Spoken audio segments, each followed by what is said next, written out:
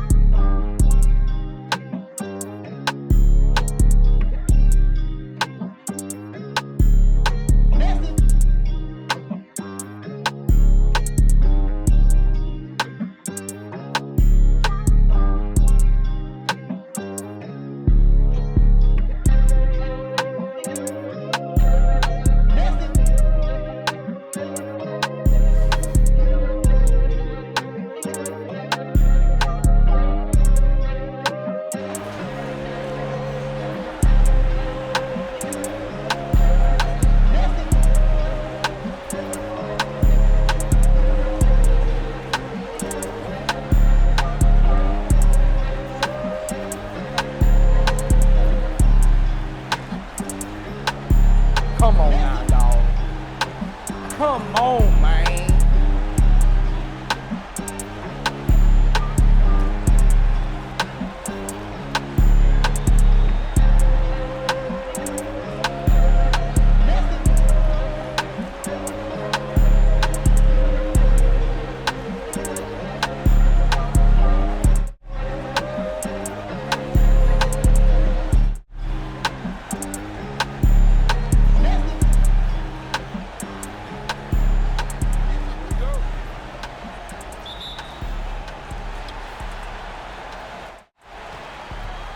Slavery. Abraham Lincoln, the first Republican president elected in 1860, campaigned on a platform of stopping slavery's expansion, which eventually led to its abolition. The Republicans of this era viewed slavery as morally wrong and economically backward. On the other hand, the Democratic Party of the time, particularly its southern wing, strongly supported the continuation and expansion of slavery. Despite portraying themselves as champions of the common man, Democrats defended the institution of slavery, arguing it was essential to the Southern economy and social order. This stance would lead to the party's fracturing and the secession of the Southern states following Lincoln's election. Interestingly, even within the abolitionist movement, Freemasonry had a significant presence. Frederick Douglass, one of the most prominent abolitionists, was a Prince Hall Freemason. The Civil War, often portrayed as a battle between brothers, takes on a new dimension when viewed through the lens of Freemasonry. Both Union and Confederate forces boasted high-ranking Freemasons among their officers and politicians. Union General George B. McClellan and Confederate General Albert Pike, for instance, were both prominent Freemasons. This fraternal connection across enemy lines raises intriguing questions. Was the Civil War a staged conflict designed to usher in a new era? Where is the photographic evidence of this event? Despite photography being well developed by the 1860s, there's a curious absence of actual battle photographs from the Civil War. My bad, hold on. We have numerous classical I ain't even had a mic on. The early Republican Party was staunchly opposed to slavery. Abraham Lincoln, the first Republican president elected in 1860, campaigned on a platform of stopping slavery's expansion, There we go. which eventually led to its abolition. The Republicans of this era viewed slavery as morally wrong and economically backward. On the other hand, the Democratic Party of the time, particularly its southern wing, strongly supported the continuation and expansion of slavery. Despite portraying themselves as champions of the common man, Democrats defended the institution of slavery, arguing it was essential to the Southern economy and social order. This stance would lead to the party's fracturing and the secession of the Southern states following Lincoln's election. Interestingly, even within the abolitionist movement, Freemasonry had a significant presence. Frederick Douglass, one of the most prominent abolitionists, was a Prince Hall Freemason. The Civil War, often portrayed as a battle between brothers, takes on a new dimension when viewed through the lens of Freemasonry. Both Union and Confederate forces boasted high-ranking Freemasons among their officers and politicians. Union General George B. McClellan and Confederate General Albert Pike, for instance, were both prominent Freemasons. This fraternal connection across enemy lines raises intriguing questions. Was the Civil War a staged conflict designed to usher in a new era? Where is the photographic evidence of this event? Despite photography being well developed by the 1860s, there's a curious absence of actual battle photographs from the Civil War. We have numerous photos of encampments and posed scenes, That's it, but though. live combat photos are non-existent. The common explanation is exposure issues, but that seems inadequate given the technology available at the time. Even more puzzling are the manipulated images. For example, the famous photograph of General Grant at City Point is That a shit's composite doctored. image. More strikingly, the iconic portrait of Abraham Lincoln was created by superimposing his head onto the body of John C. Calhoun. That's crazy. The original Calhoun portrait features a checkerboard floor and a globe, common motifs in Freemasonic symbolism. Perhaps most disturbing are the dead soldiers in some of the war's most famous portraits. These were often living men asked to pose as corpses, creating a theatrical representation of war rather than documenting its true horrors. Despite the general acceptance today that Lincoln was not a Freemason, the persistence of this discussion in Masonic circles is noteworthy. An entire article debating Lincoln's Masonic status appeared in Masonic literature. There is a photo of Lincoln in Masonic attire, held in the library of the Grand Lodge's museum. However, they say that it's a fake. But the thing is, why would Freemasons engage in such a debate if there wasn't some basis for the claim? If Lincoln was definitely not a Mason, then why did a fake photo exist in official Masonic archives? Could this be a deliberate attempt to obscure Lincoln's true relationship with Freemasonry? It's worth noting that Lincoln was surrounded by Freemasons, including his vice president. He also reportedly expressed interest in joining the fraternity shortly before his assassination. But why would Masons even be arguing about this? Was it a calculated move to distance one of America's most revered presidents from an organization that has faced periods of controversy and suspicion? Given the Freemasons' influence in politics of that era, it's plausible that there might be reasons to either claim or deny Lincoln's affiliation, depending on the political climate. Was John Wilkes Booth a Freemason? Well, by this time, they obviously were already aware that it's suspicious if everyone is a Freemason. However, there is a famous photo of Booth with his hand in his jacket, which is a Freemasonic gesture. Remember, Lincoln was assassinated in a theater, a stage show, Right? and John Wilkes Booth's brother, Edwin Thomas Booth, was a Freemason and has the same exact photo with his hand in his jacket. John Wilkes Booth wasn't just an actor turned assassin, he was a member of the Knights of the Golden Circle, a secret society born from Freemasonry in 1854. Knights of the Golden Circle. These guys literally wanted to create a whole new country called the Golden Circle. Now this is where it gets interesting. People who laugh off the idea of Freemasons controlling everything or dismiss the Illuminati as just a conspiracy theory are missing the bigger picture. There's a whole web of secret societies, all branching off from the same root, like the Templars, but each with their own agenda. The KJC wasn't just some fringe group. We're talking about members in President Buchanan's cabinet, like the Secretary of War and Treasury. Even the Vice President, John Breckinridge, was in on it. These guys were planning to kidnap Lincoln before he could take office and install their own president, which goes to show the connection between secret societies and assassinations. The KJC borrowed Masonic symbols and had ties to the Scottish Rite, but for some reason, this history is conveniently not taught in schools. Right? During They this don't era, teach a lot in school. politicians were involved in various other secret societies besides Freemasonry. The Independent Order of Oddfellows, or IOF, boasted The several Oddfellows. presidential members, including Ulysses S. Grant, Rutherford B. Hayes, and William McKinley. The Oddfellows are suspicious because of their extensive network of orphanages across the Got United him. States. Intriguingly, their symbolism often incorporated elements associated with the occult, such as the all-seeing eye and the skull and crossbones. The Improved Order of Red Men, despite its name, paradoxically excluded Native Americans until the 1970s. Its membership included Presidents Warren G. Harding and Wow. Franklin D. Roosevelt, the latter also being a Freemason. Oh, and interestingly, the Freemason Henry A. Wallace, Franklin D. Roosevelt's vice president, was deeply interested in mysticism and the occult. That's weird. He was involved with theosophy, astrology, and Native American spirituality. Wallace is the one who suggested using the eye and pyramid symbol from the Great Seal on U.S. currency, seeing it as representing a new deal of the ages.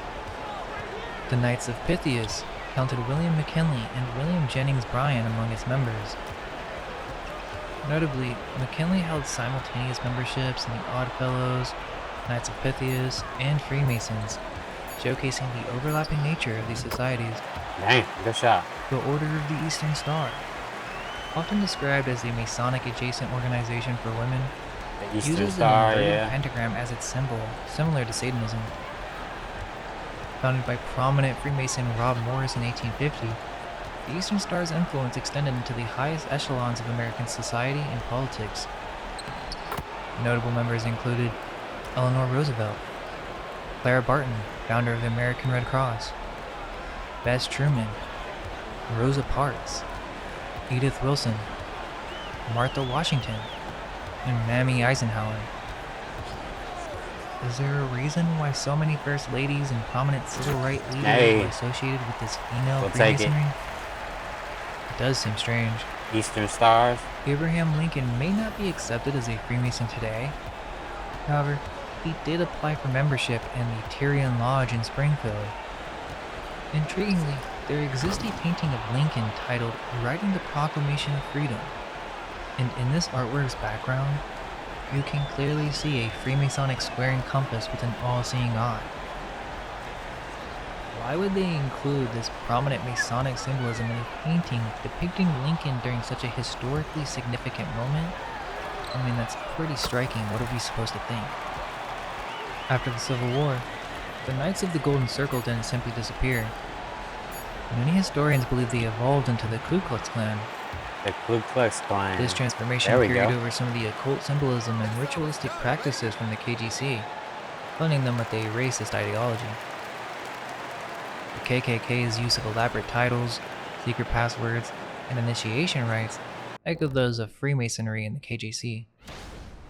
Notably, several prominent Democrats of the era were affiliated with the KKK, including Senator Robert Byrd of West Virginia and Supreme Court Justice Hugo Black.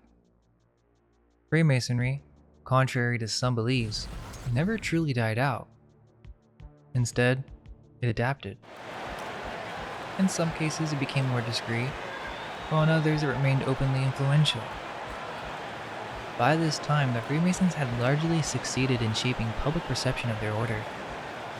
They had reached a point where the occasional president or high-ranking official being a Mason no longer raised significant alarm. Right? The key was maintaining balance. Enough visibility Balance to retain is influence, about it. Is but the most not so much important. as to invite scrutiny. It didn't matter if a few presidents were known Masons. What mattered was avoiding the appearance that everyone in power was associated with the order. This strategic approach allowed Freemasonry to continue its influence behind the scenes, while presenting a more benign face to the public. As politics progressed into the modern day, there were many more Freemasonic politicians, both in the Democrats and the Republicans. We'll William take it. McKinley, Theodore Roosevelt, William Howard Taft, Warren G. Harding, Franklin D. Roosevelt, Harry S. Truman, Lyndon B. Johnson, Gerald Ford were all Freemasons. This doesn't include many vice presidents and other high-ranking officials like the first director of the FBI. And note that even though Freemasonry is not as popular as it was at the beginning of American politics, it remains a cornerstone of the political landscape. Additionally, there are other groups such as Skull and Bones and Bohemian Grove that add to the weirdness of politicians being associated with these occult fraternities. However, to believe that there is truly a democratic process at hand when a secret occult brotherhood, interested in ancient rites and secret oaths, is behind the main two political parties. Sure, you can say Freemasonry is just a social club. You might have a family member or friend who's a Freemason and they only do good for the community. Again, those are the Blue Lodge degrees. They opened up the lodges to the community for that exact perception.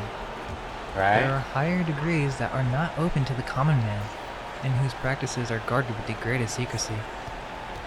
So why is the idea of a shadow government, or the concept of the Illuminati, treated with such ridicule? Right? Almost all mainstream political commentators and streamers today won't even consider it. Perhaps it's because they do not understand and how paid deeply for, ingrained the really. cult is with the founding of the United States. This isn't even to mention corporate and foreign influence. Dang, There are that's many on me. more rabbit holes to explore once you open this concept of the political elite being connected to the occult. We'll leave this historical and avoid more recent events, but the idea does shed light on what's happening today. We're given the illusion of choice, and perhaps this was done by design. With that, let us know Hey. your thoughts in the comments, and all we can hope is that our minds may be unveiled. Let go of everything you think to be true. Relax the mind and ask the question. Crossed him Don't over you with the understand what finish. this reality is?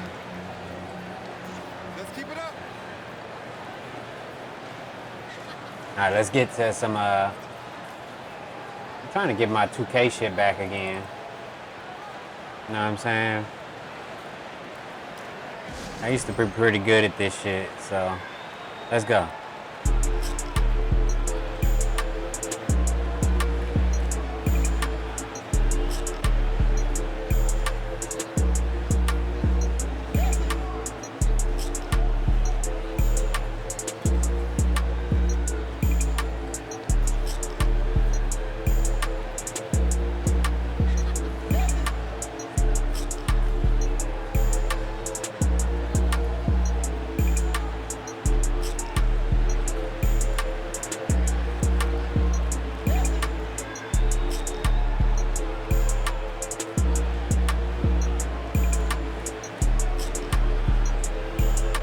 Hey, there we go.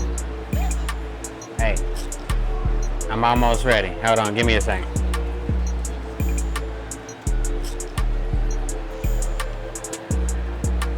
Be patient with me.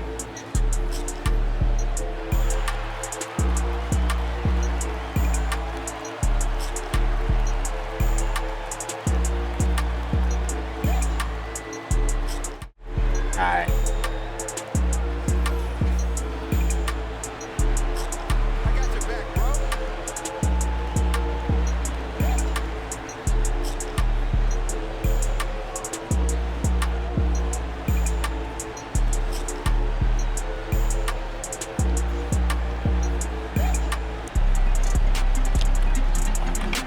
Alright, let's see. Let's see what we got. I only missed like 1 or 2 shots, right?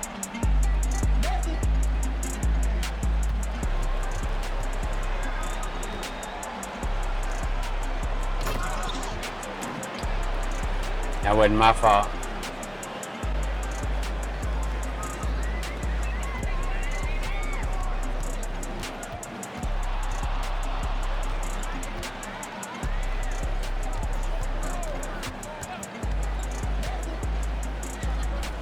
Hey, Kaminga, you going crazy. Sheesh.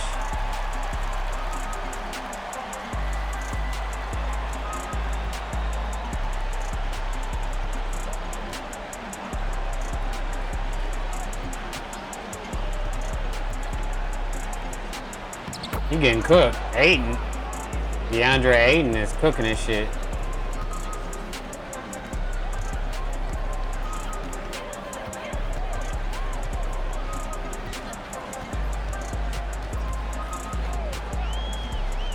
Oh, got you again, bro. What you doing? They going back and forth. Wide open that time.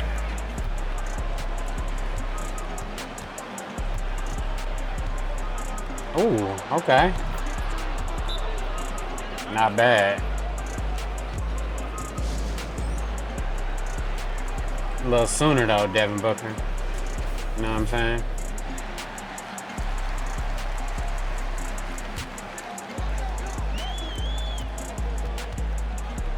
Oh, that's on me almost. Hold up, let me get it back. Run it back. Hey, again.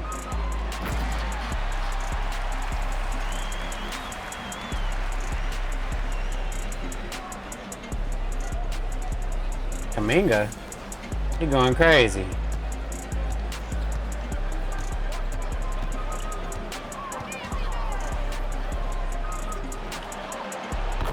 Damn. They're making their shots though.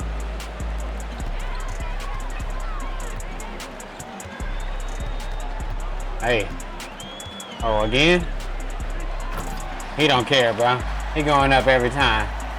Come on now, dog. Come on, man. Who guarding him, bro?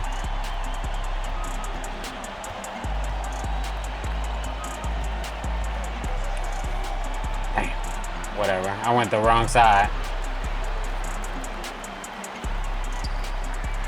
I'll take it. I'm on Gatorade. I might as well shoot it. Dang.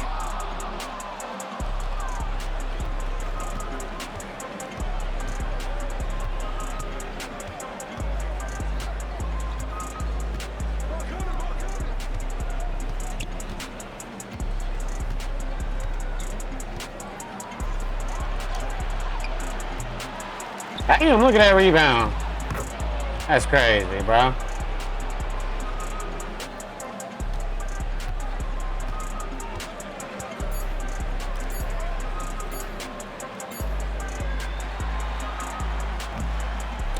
Man, too late.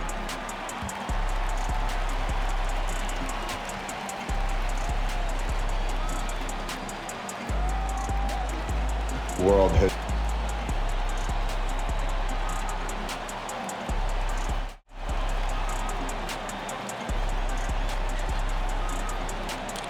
I haven't played 2K in a while. I like this game though. This shit's pretty fun. I mean, I played with Londo the other day, but we was playing Park and shit. My bad. Excuse me. But yeah, I played Park with Londo the other day, but I don't really like Park though.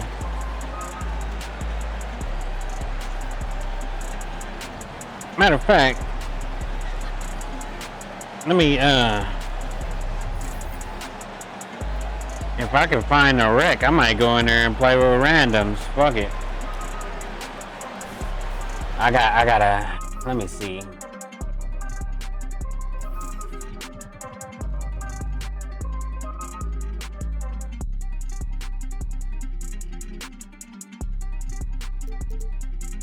Alright, let's try that.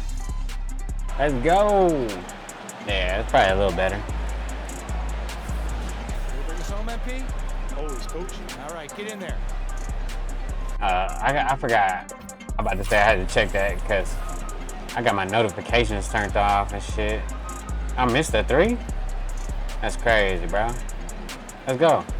Oh, he can't pass half court? All right.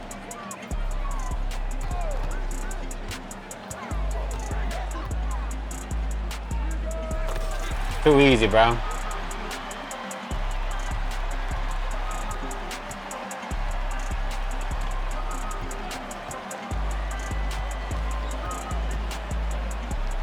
Oh, come on. Oh, good.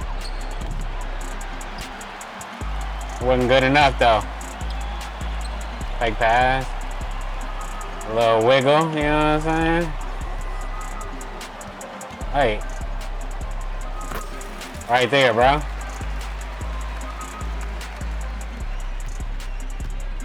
That's crazy. Hold on. My bad. That's on me. Damn, I'm glad they're taking free throws. I need a second.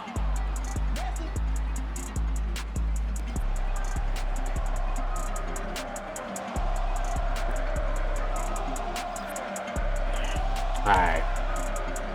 Let's get it. The crowd getting into it. They down though.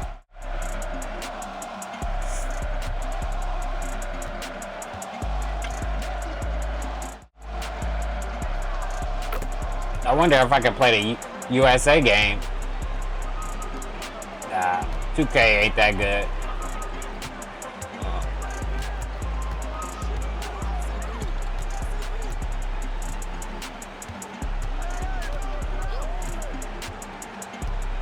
Oh, man, that's on me, man. I fucked that up.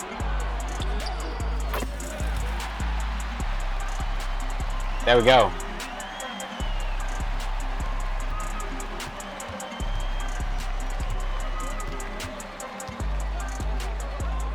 Oh, come on, man. Fucking terrible. Hey. Oh, stop it.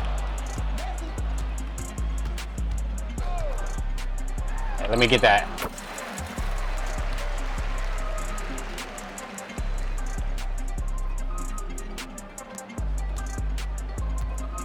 Devin, let's go. Oh. Oh, he got me jumping.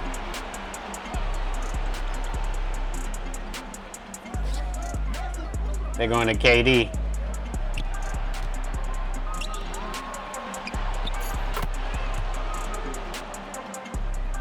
About to say, who the fuck is that, bro? Come on now, dog. Come on, man. Oh, they doubling now. Hold on, get it back. Oh. Oh, that's not.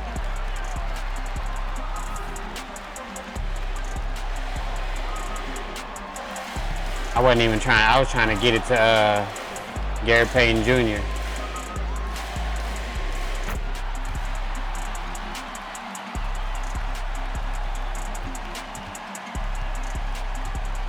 Oh, come on, bro. 2K is trash.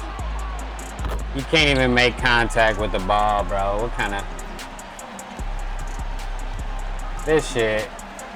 The trash! It's the game!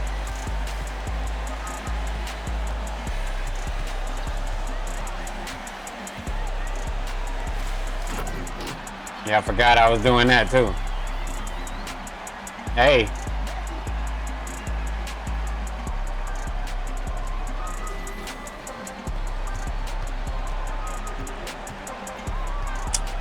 No contact with the ball, 2K. What the fuck was that I just picked? Hey. Hold on. Let me get it back. Let me get it back. Let me get it back. KD ain't got nothing. Let's go. Top of the key. With some sort of fucking defensive badge, apparently. And I still can't strip the ball. Even with the...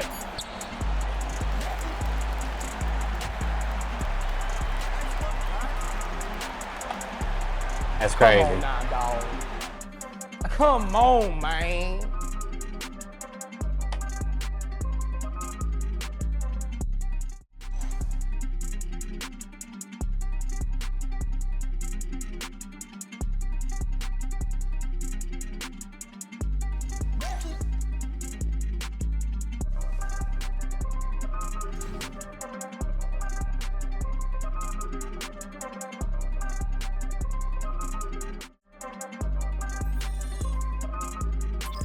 I don't know what to say, man. I was cooking. You know what I'm saying? I don't be cooking like all the time like that, but I was cooking. Oh yeah. Let me give a shout out to the homie Cap God, Devontae Swang. You know what I mean? Sniper rifle out there. Happy birthday, my dude. Happy birthday, homie. You know what I'm saying? Cap God. Salute. Happy birthday. Sniper rifle. Shout out to my boy. It's his birthday today. Cap God. I was on 2K. I just was like, you know what I mean? Might as well give Sniper Rifle, Cap God, Devontae Swang a happy birthday shout out. You know what I'm saying? To the homie. I don't know how old he is, but I know the nigga old, so, you know, be gentle with him, ladies. You know what I'm saying? Be gentle, you know what I'm saying? But in the meantime, in between time, give me 1 second. I gotta, you know what I'm saying?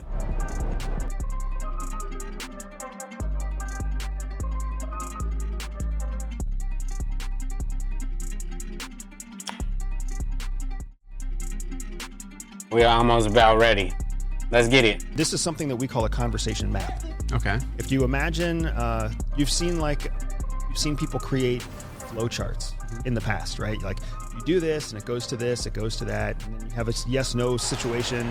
If they say yes, it goes this direction. If they say no, it goes this direction. You've seen flowcharts. Sure. A conversation map is a tool that we use in Intelligence Collection that is essentially a flowchart for a conversation. Interesting. So I ask you the question. Hold up, 1 second. I'm trying to nail this shit down real quick.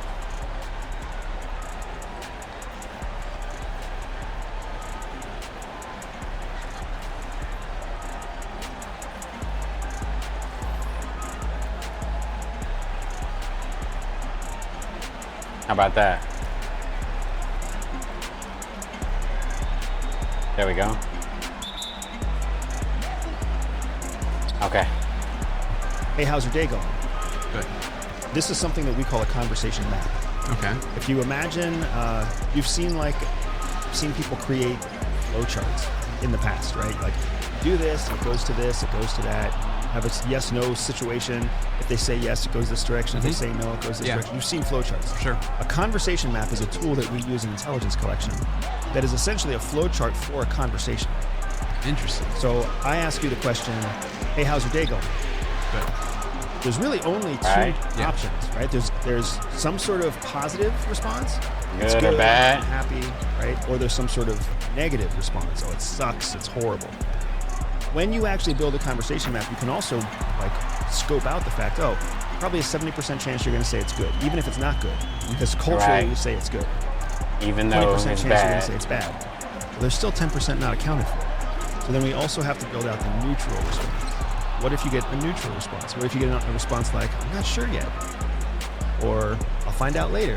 That's an unexpected response that still has some probability of occurring. Well, if you only plan, first of all, if you don't plan for the conversation at all, after you ask the first question, You're done. Yeah. How's your day? It's good. Jamaica gone I don't know what to crazy. say next. So a conversation map gives you the Down the opportunity to middle. know exactly what you're going to say next in all three situations. So if you say, oh, my Conversation day's map. good, my next step in the conversation map is going to be, what makes it good? You say your day sucks, my next step in the conversation map is going to be like, oh, I'm sorry to hear that. What makes it bad? If your Right. answer is something neutral, maybe my next step in the conversation map is to say, oh, what would make it a better day? Now, I'm now two questions ahead of your responses. If I can build myself 3, 4, 5 questions ahead, which is surprisingly easy when you actually think about it, when you literally draw it on a piece of paper, here's my first question, draw it in a circle. Here are the 2 or 3 most likely responses. Here are the Right. 2 or 3 most likely responses from each of those, et cetera, et cetera. Exactly. You can get about 5 questions deep. The reason you do that is so that when you actually meet the person and you start the conversation map, you only need 30% of your mental capacity to keep up with the conversation. The other 70% is going into what we call personal assessment, which is creating the baseline about that person's behavior in that moment of time. So then by the time you get through question 4 and 5 and you've got 5 responses worth of input, Too easy. now you start making up new questions. Now you start engaging in what we call a deliberate dialogue, an exchange of information. And through that process, now you have more information about the other person because you've got all of their data that they've shared, plus all of your assessment data that you've picked up through their tone and their physical movements in their body.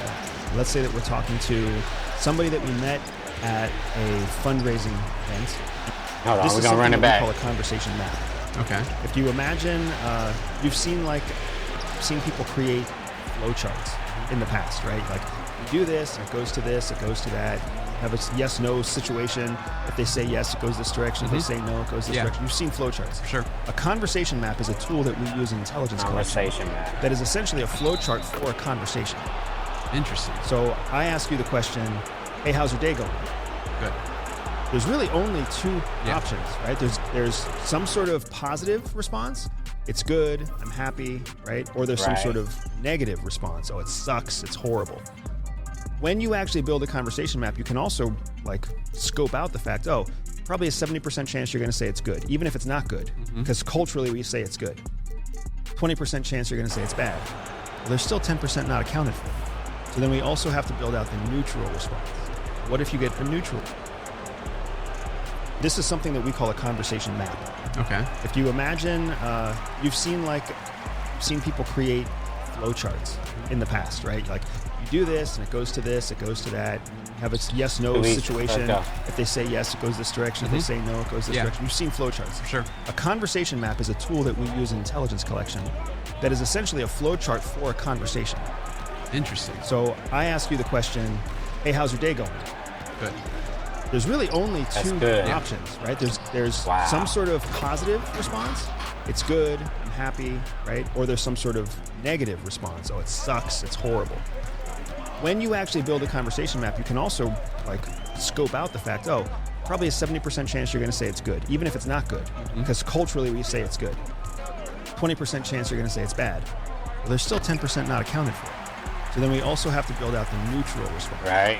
What if you get a neutral response? What if you get a response like, I'm not sure yet? Or I'll find out later. That's an unexpected response that still has some probability of occurring. Well, if you only plan, first of all, if you don't plan for the conversation at all, after you ask the Right. first question, You're there's- done. yeah, how's your day? It's good. Okay, I don't know what to say next. Yeah. So a conversation map gives you the opportunity to know exactly what you're going to say next in all three situations. So if you say, oh, my day is good, and my next step in the conversation map is going to be, what makes it good? Yeah. If you say your day sucks, my next step in the conversation map is going to be like, oh, I'm sorry to hear that. What makes it bad? If your Dang. answer is something neutral, maybe my next step in the conversation map is to say, oh, what would make it a better day? Now, I'm now two questions ahead of your responses. If I can Right. build myself 3, 4, 5 questions ahead, which is surprisingly easy when you actually think about it, when you literally draw it on a piece of paper, here's my first question, draw it in a circle. Here are the 2 or 3 most likely responses. Here are the 2 or 3 most likely responses from each of those, et cetera, et cetera. You can get about 5 questions deep. The reason you do that is so that when you actually meet the person and you start the conversation map, you only need 30% of your mental capacity to keep up with the conversation. The other 70% go. going into what we call personal assessment, which is creating the baseline about that person's behavior in that moment in time. So then by the time you get through question 4 and 5 and you've got 5 responses worth of input, now you start making up new questions. Now you start engaging in what we would call a deliberate dialogue, an exchange of information. And through that process, now you have more information about the other person because you've got all of their data that they've shared, plus all of your. Oh yeah, while I'm playing 2K, I'd like to give a shout out to the homie Sniper Rifle. Happy birthday, Cap God, the homie, you know what I'm saying? Doing his thing. I don't know how old he is, but like I said before, ladies be gentle, you know what I'm saying? He an old man. But yeah, shout out Cap God, Sniper Rifle, aka Devontae Swang, you know what I'm saying? Yeah.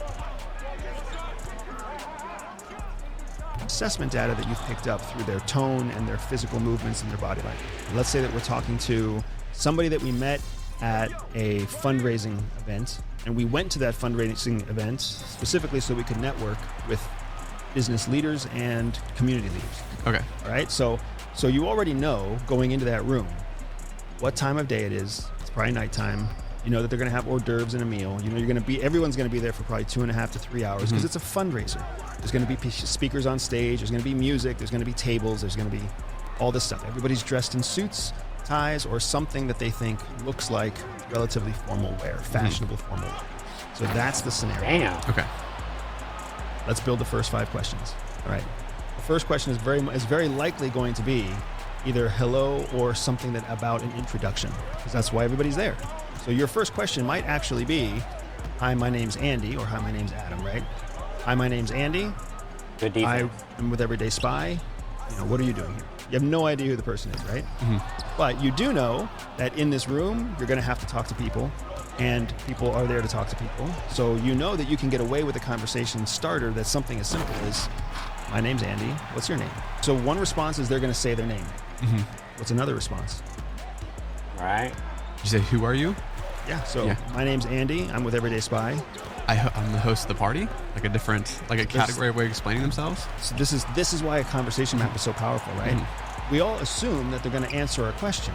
Some people won't, right? Some people might say something like, "Oh, I'm nobody. I'm just here with my wife." Right. Ah, okay. Right? Oh, I just work here, I'm man. nobody. I'm a driver.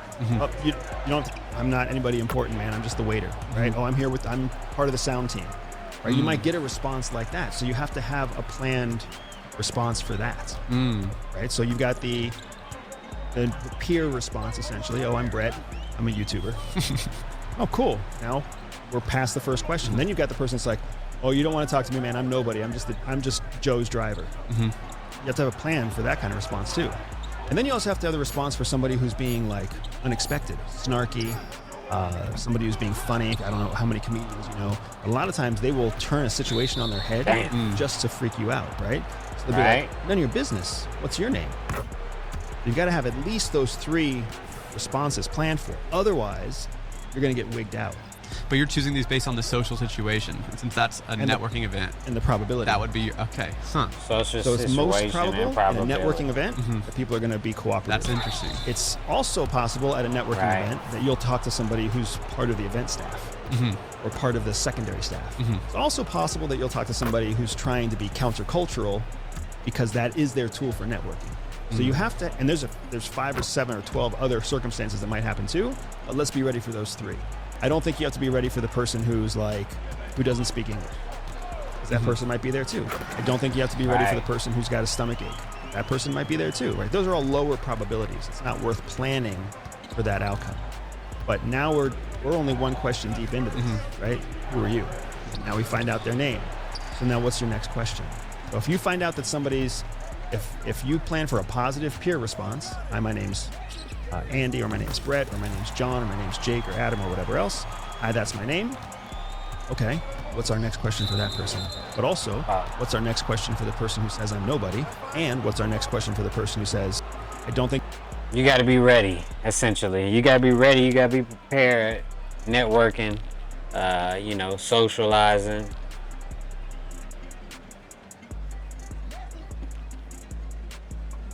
You can't be game goofy. You gotta be on your pivot at all times, apparently. You know what I'm saying? But you gotta be ready, apparently. This light-skinned nigga's trying to say. I think you have to be ready for the person who's got a stomach ache.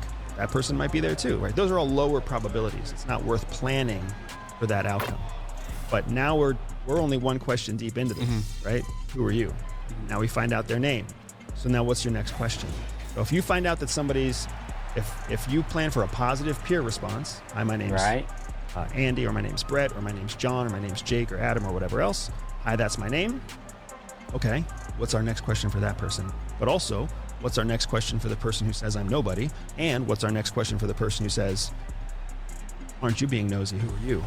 What's our next response in each of those 3 cases? Aren't you being nosy? Who are you? And you're just mapping it out based off of the complete environment you're going into. So let's go through the exercise. okay. Let's just do 2 or 3 questions. But now you're seeing it's not an yeah. easy process. So if it's your name, you could say, how are you doing? Unless you're prepared for it. Second one could be, do you like the job, or what do you specifically do?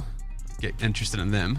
And then the third one could be, I don't know, you'd probably have to be quick. I don't even know. That would be that hard. hard. And that's I why- wouldn't be ready for that. Yeah. Now you're understanding why it is that intelligence officers spend so much time planning before they ever put themselves in an operation, right? Because here's what's interesting.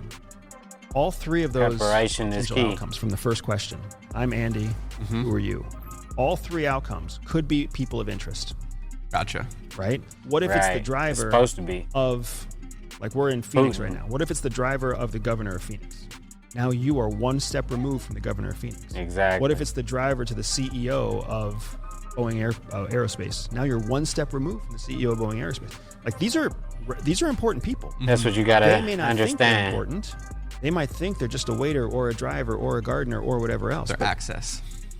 Interesting. you have no other way of getting to the Boeing CEO in your network than that person right now. So you've got to be prepared to maximize that opportunity Exactly. with that person. We have a saying Take at CIA, advantage of the say, conversation. everybody is worth a cup of coffee. Everybody's worth a cup of coffee. It's one of the big reasons why whenever I get an invitation to be on a podcast, I don't just say no, because everybody's worth a cup of coffee. You never know what that person might say, do, or be connected to in some way that can benefit or help or assist you now or in the future. So you've got to give everybody a shot. You've got to give everybody equal treatment. You can't just go someplace thinking, I am only here to talk to super hot blonde chicks. That's Right. it. They have to be, between 25 and 28 years old, and they have to be like platinum blonde with long hair past their shoulders, and they have to be dressed to impress. Like who, like you, Well, you know? like it's the brunette who's at that party, who's funny and giggly and whatever else, whose best friend outside of that party is exactly what you're looking for. Exactly who you looking for. I fuck with dude. He be giving game up CIA game though, you know what I'm saying? Oh, my bad. I pressed the wrong button. Hold on. Ooh. Devin Booker going crazy trying to play defense and shit, bro. You need to calm down with all that, bro.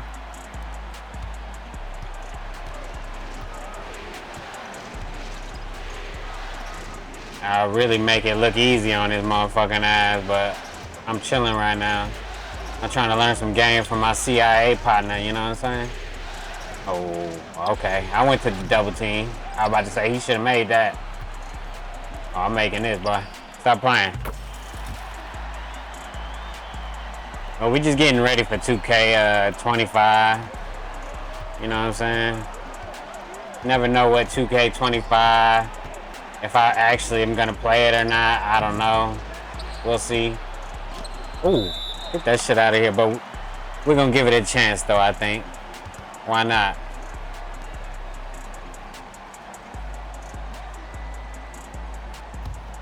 But that was Mastering the Conversation by Andrew Batista, I think, right? Bustamante, my bad. I didn't mean Batista, Bustamante. It's probably not his fucking real name anyway. He a CIA agent. Let's be honest. Oh, that's on me. Yeah, I was about to say that's on me. I did too much shit coming down the lane. That's on me. I accept it. But I will not accept stuff that I did not do, man. Fuck that. Empirically, there's a law out there called the 80-20 rule. I'm sure you know it, right? So of 100% of anything, The 80-20 it breaks rule, into huh? two groups: 80% of one majority, 20% of another majority, right? Or a minority, right? So the first thing to understand is the 80-20 rule applies to all of our personal interactions as well. So if we have a 2-hour interview, and that's the 100% of our time together is just that 2-hour interview, right? 50% of the time is just 1 hour. 20% of the time is what's 20% of 120 minutes? 24 minutes. So 24 minutes, according to the 80-20 rule, there will only be 24 minutes that I even remember. Out of the 120 minutes that we were let's together, go. there's only going to be 24 minutes that I remember. On top of that, we also have to layer on the idea that people overvalue their losses and undervalue their wins. Another mental model that we know about, right? Well, so the losses and the wins that I'm undervaluing and overvaluing are not yours. They're mine. So of the 24 minutes that I remember, I see. the majority of those 24 minutes are going to be me remembering the losses that I had. Yeah. The things I screwed up on. That's exactly what you're talking about when you're Yes. like, people go back and they have that anxiety. Exactly. Yeah. But the 24, guess, if I'm worried about the 24 Hey, minutes that I let's sucked go. at, guess what you're also doing? Mine that I sucked at. And then You're not thinking we're about not thinking me. about each other's. Yeah, yeah. So then 80-20 rule applies again. So now what's 80, now in 24 minutes, 20% of Exactly. 24 minutes, because we're only going to remember 24 minutes. 5 minutes. 5 minutes is what we're going to remember of the other person. And in that 5 minutes of the other person, essentially we're going to remember what they did the best, because we're going to overvalue their wins and undervalue our losses. That's something called a cognitive distortion, where you give people more credit than you give yourself for the same task. So just to recap, Cognitive 120 distortion, minute huh? conversation.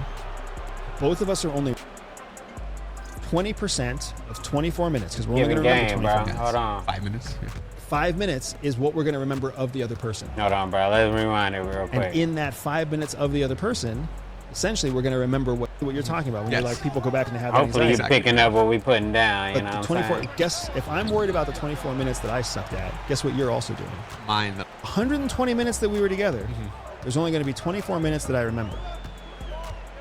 On top of that, we also have to layer on the idea that people overvalue their losses and undervalue their wins.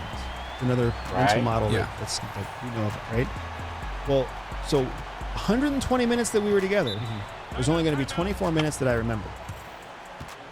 On top of, empirically, there's a law out there called Empirically, there's a law out there. I'm just, like I said, man, give me a second. I'm just trying to vibe, man. Just try to stay with me if you can.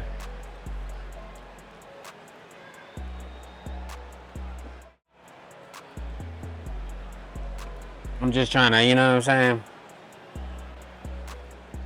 Show that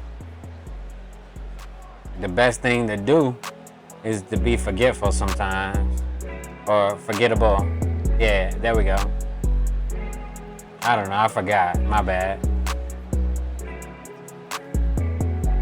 I'll be right back. Give me a second.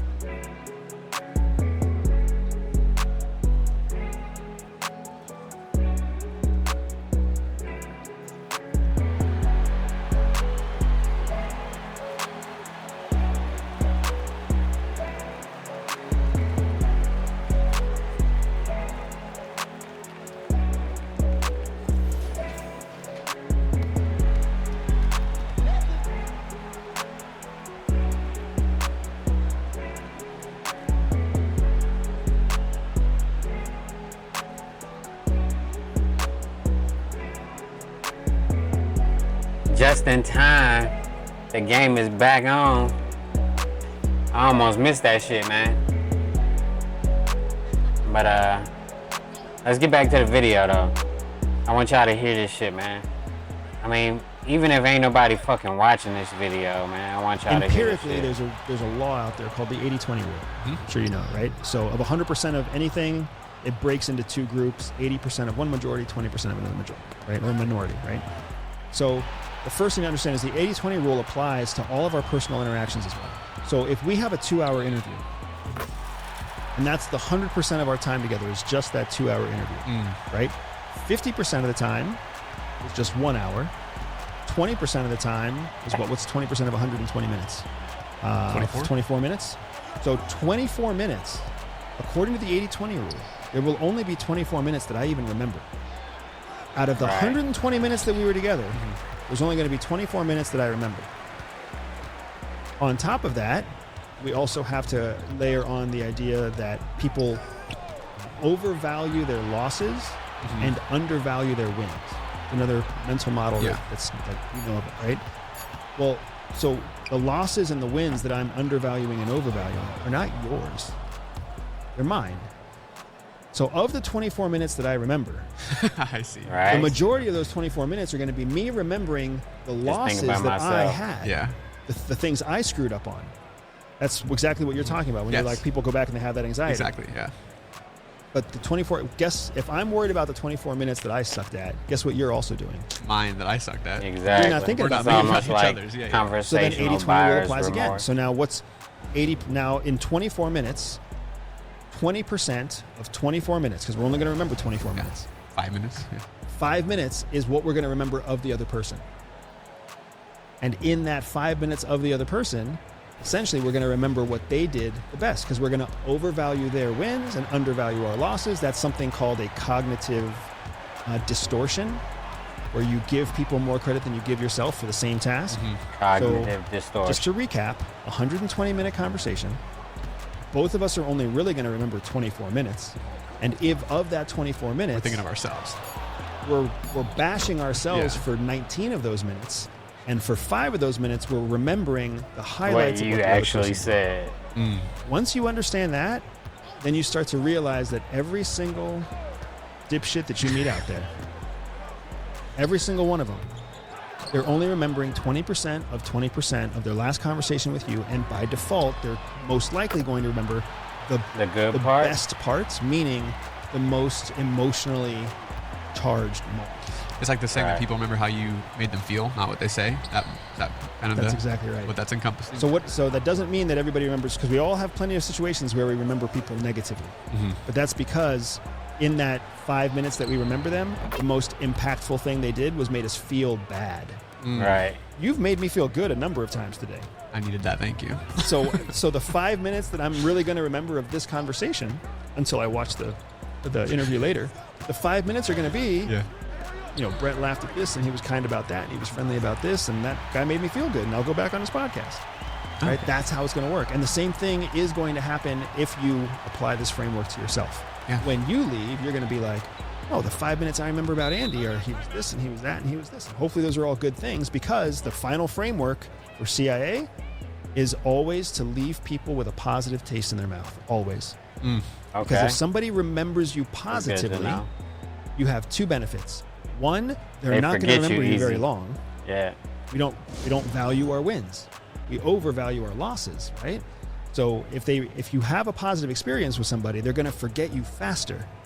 But when the time comes that you want to talk to them again or meet with them again, and they recall you in that Yeah, moment, it will be a positive. They will recollection. receive you well. When you leave somebody negatively, it actually takes empirically, cognitively, it takes people longer to forget a negative experience than for them to forget a positive experience. Right. So now you are actually remembered longer if you give somebody a negative experience. And then when you come back to them in the future, what they recall is negative. When you say leave, do you mean the sum total or the last thing you say? Yeah. The sum total. Okay. Yeah. Ah, interesting. Because again, that's the last thing you say. There is an element of cognitive value on the way you part rather than the way you meet, which goes completely in the Exactly. face of any business lesson that has ever told you that first impressions are so important. Yeah. First impressions are not important. Last impressions are the impressions that last. That's what we always tell ourselves at CIA. Last Right. impressions are the impressions that last. First impressions are a dime a dozen. You can fuck up the first impression all the time. But the You last fix it. one is by far the most important compared to the first one. However, it's the sum total of how you make someone feel that really makes them remember you. Which is why if you've ever had a date where like it started awkward, there was some really fun stuff in the middle, but then by the end it fizzled out. It fizzled out, or somebody got called back home, or like, oh, your sister needs you, or oh, my mom needs me. And it's like a rushed end of a date. You still feel good about the date because you don't remember the end. You remember all the cool stuff in the middle. The same thing is true about any other conversation that we have.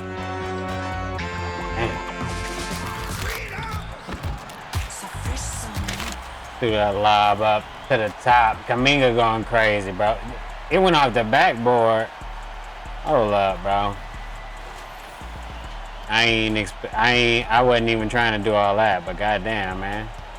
That's crazy. Executive branch, which is one of the 3 branches of government. Hold All on. 3 branches. Let me get to the beginning.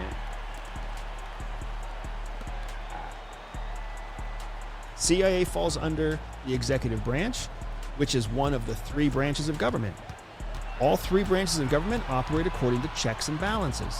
CIA is in the executive Let's go. branch. That means there are people in the judicial branch and people in the legislative branch who are able to see the secrets at CIA to keep it in check and balance. But that doesn't mean that you, the American person, gets to have access to any of that. You have Right. to trust that the right judges and the right legal bodies and the right representatives in the House and in Congress and in the Senate, that the right people have the right access to keep everything in check and balance. Because we don't believe that, we believe there's a deep state. And the deep state is somehow this combination of people who have Shadow violated government. all the checks and balances in our systems, and they are now working in cahoots against us as the people and against the head executive of the company. It's ridiculous. It's ridiculous. It's hard enough to get the fucking government to work right. To How work are you gonna and get agree a with each shadow other. government to Right. not only work, but work in complete secret? So you're under the opinion that no one's in control, and that's even scarier. The economy is in control. Yeah. The And that's economy is in predictable. Like, I'm control, not definitely. scared of the future of the United States. I feel like we have a lot of data to pull a very healthy assessment about what the next 2 years, 4 years, 6 years, 9 years, 10 years, what's going to look like. I think when we look at what the next 10 years is going to look like, we all poop in our pants a little bit because it looks pretty shitty. But we need to just accept that that's what it looks like instead of trying to assume that we're going to all be saved someday when we find out who really shot JFK or when we uncover the deep state, because that's not how it's going to work. Yeah, I'm no Tucker Carlson, so this is not my domain of expertise at all. Right, But I he's am the curious. Do you think CIA, the new though. trend in a globalist world will be just hopping for what, like affluent people to just hop like to the next safest country? Like Dubai is the new place for young and upcoming people. Do you think that's a negative, like, attitude to have if you're trying to save America in a way? Well, first of all, I think that you're already kind of one season behind. The last 5 years has really been defined by wealthy people hopping to different countries.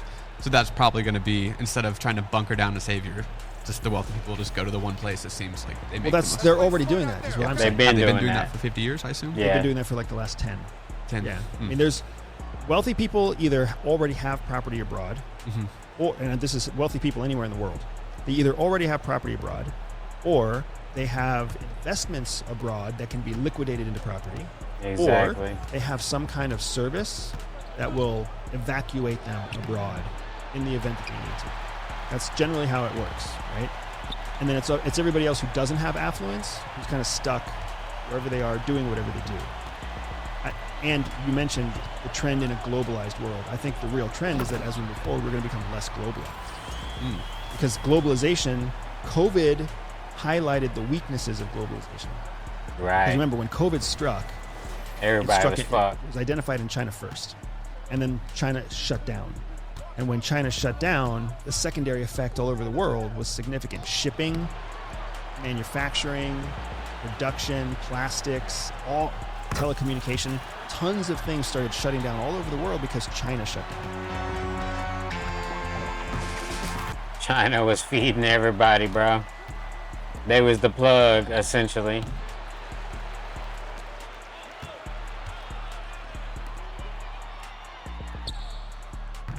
Damn, missed. That's crazy.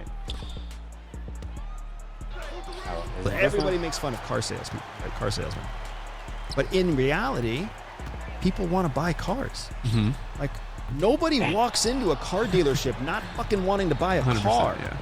So why is it that the salespeople have such a negative reputation of being like slimy and scammy and tricky and all this other stuff for somebody who wants to buy the thing that they showed up to buy? It's not that the salesperson is scammy or slimy. It's that the sales process rubs the Exactly. target, right? The would-be consumer or customer. The sales process rubs the customer the wrong way. It makes the customer feel like they don't have control. It makes the customer feel like they crazy. have to acquiesce. It makes the customer feel like they have to compromise. That's how anybody who has It's kinda anybody's true, ever though. wanted to buy XYZ car and ends up buying a C car instead. That's why they're so disappointed. That's why there's buyer's remorse. What CIA has done is mastered the process of finding somebody who wants to buy XYZ car and then selling them XYZ car in as fast and as productive and as positive a way as possible. Because what CIA knows That's what I is do. if you help them buy one car once and it's fast, it's efficient, and it's fun, Yeah, guess what buy happens the next another time they want to buy a car? You go to you. every single time. So right? you want them to feel happy about giving you information. So the whole idea of weaponizing their personality against them is exactly the opposite of what we do. Well, you don't let them know that, but in a way, like, so it's like I see people around in my life, like they're just completely emotionally manipulating each other back and forth in relationships. Right. I do this, that means you have to buy me this thing. You bought me this thing, now that means you have to let me play a video game tonight or whatever it is. Right. But they aren't aware of it. And so the CIA is just hyper aware of what X leads to Y and Y leads to Z through a psychology map, basically. Yeah, because you're totally right. People go through life doing what we call, they have reactive conversations. Okay. Right? They have reactive relationships. Meaning, like, I'm friends with you for some reason, and you're friends with me for some reason. But we've don't know probably why. not even talked about what that reason is. Yeah. Right? Am I friends with you because you're funny and you're cool and you like the same video games? Maybe. But chances are that's not the real reason why I like being around you. The real reason is probably something like, I don't feel like you judge me. Or the real reason is because you also have a job that starts at 11 o'clock at night. So you're like the only person I can hang out with at 2 o'clock in the afternoon exactly who's not my at a point. job. Like, it's very real. Just like you said, we all operate in our own self-interest. The reason that we're friends in some way, shape, or form is tied to my self-interest. Because So all CIA does is it says, hey, pause, time out. In a reactive conversation or a reactive relationship between two people, the person who stops reacting and starts observing is going to be the person who is in control of the rest of that relationship or the rest of that conversation. If you stay reactive, there's two risks. The first risk is that it's never efficient. So you lose all this opportunity because it's not efficient. But the bigger risk is that the other person is the one that's going to stop reacting and start observing first. And once that happens, they're in control. That's what happens. Most people don't know when that happens. Oh shit, my bad.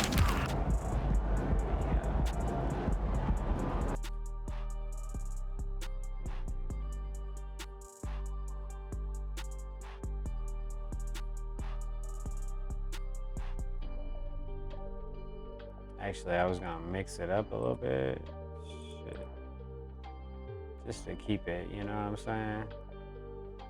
I played this shit earlier, but I don't think the volume was on, so let me get another shot at it real quick, all right? And then I got some Judge Joe Brown shit, maybe some Olympic shit.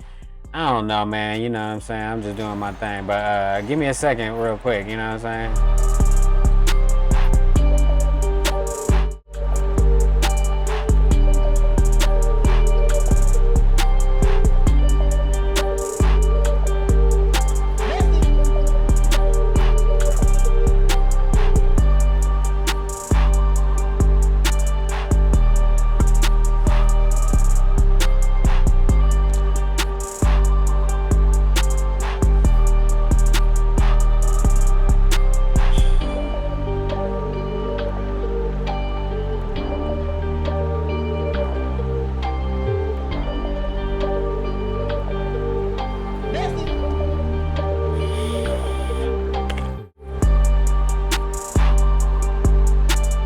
Shout out to the homie Sniper Rifle,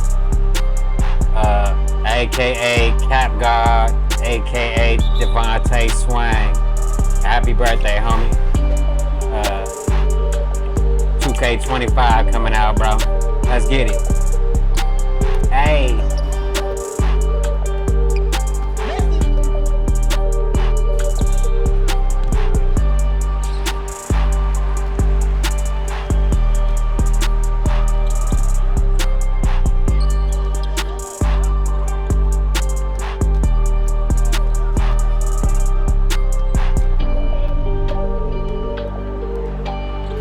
Made a few of those already.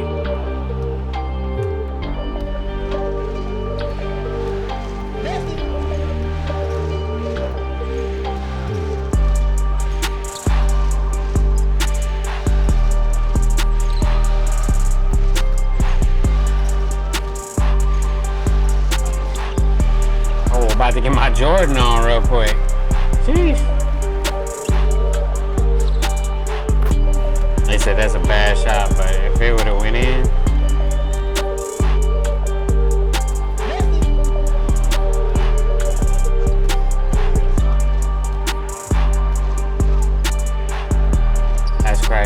make shit now.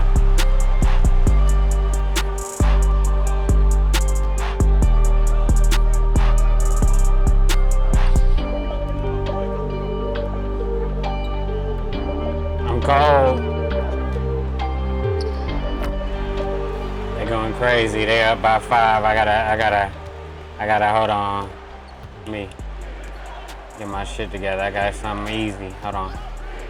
Something easy. Oh, that wasn't easy. Try to get a layup. Oh, that's trash. Oh, this is easy. There we go. I still am cold though. Fucking around.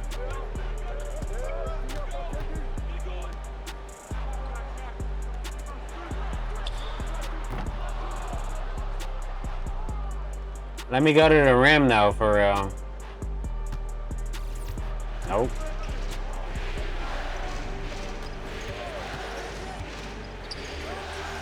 Oh, that shit didn't do nothing. Alright. Oh. Let's go. That's too late.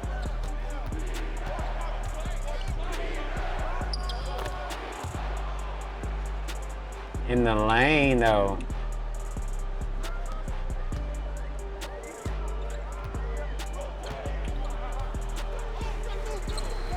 That's crazy, 2K. You can't even get a steal in this motherfucking game.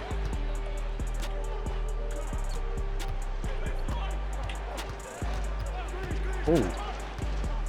That's crazy. You don't know who to guard.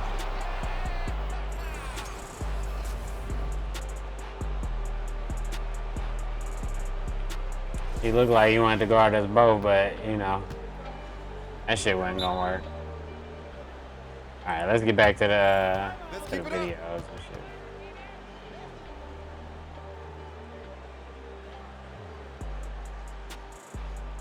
What you want is somebody who can build a relationship, what we call an artificial. What you want is... This dude is an XCI agent, Andrew Bustamante. And but yeah. Give me a second though. This shit crazy. I've been watching this shit for a while though.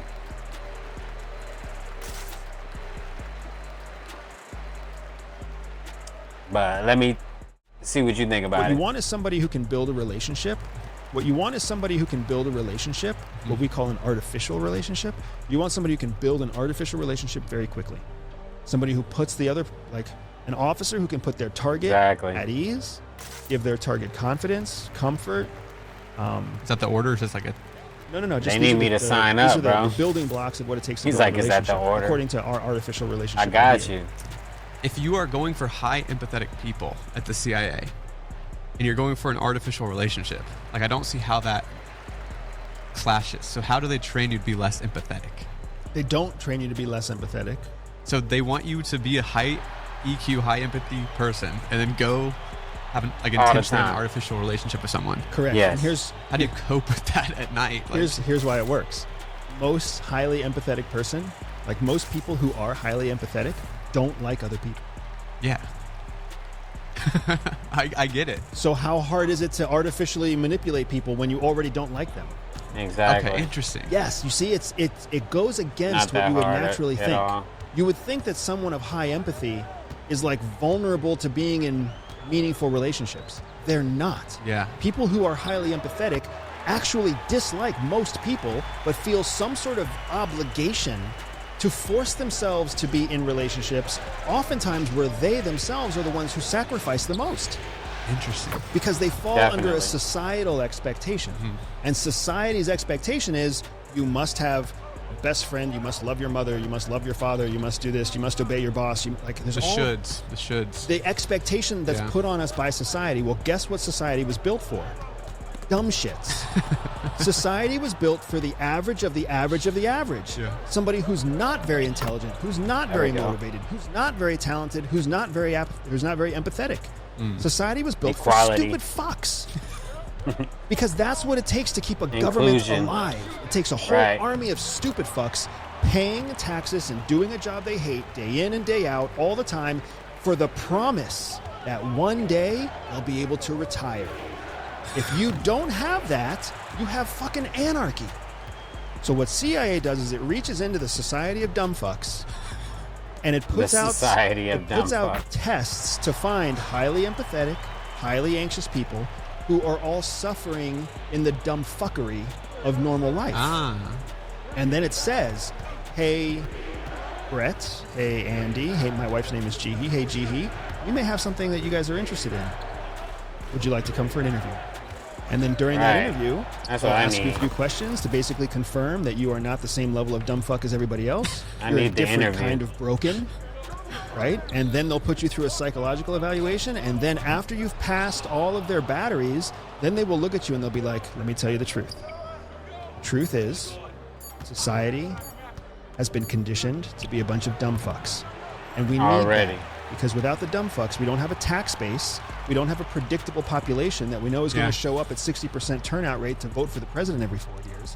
Like, without that, we don't have a working society. But we would like for you to do this other job that is dangerous and high performing. But I'm down. the only people you're going They to gotta work with sign me are up. other highly empathetic, high performers with anxiety like you. Would you like to do this job, or would you like to go back to the dumb fuck pool? That's a hard choice. That's like how- such a perspective shift so fast. That's how it works, man. I can see the intensity would really like convince you too. Exactly. And then once you're in there, then like they start changing their vocabulary because So they start harsh like that? oh yeah, they start harsh like that. They start harsh like that because they already know you can take it because they've put you through a Yeah. personality And that's how battle. you feel They secretly. already know Yeah. that secretly in how your you feel. heart that's Yeah. how you feel. Yeah. Right? In your heart you already suspect that this is the way it is. You're already jaded.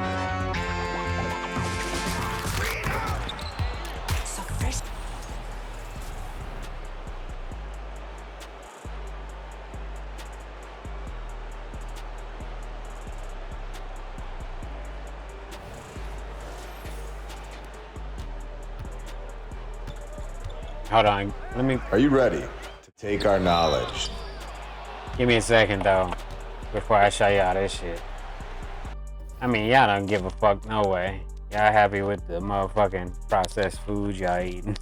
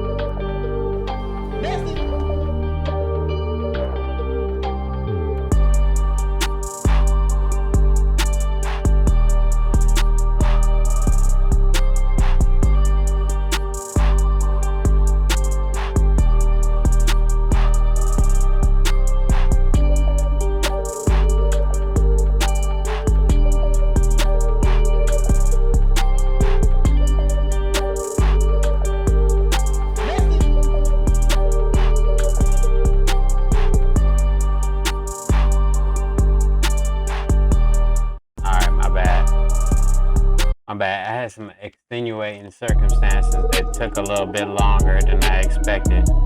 My bad. But we finna start back up right now, you know what I'm talking about? Hold on. What's this one?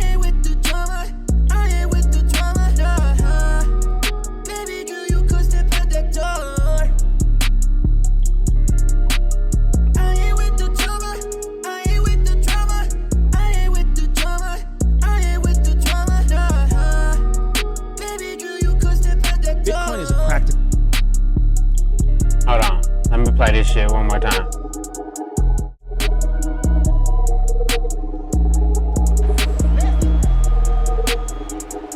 Let's get it, man.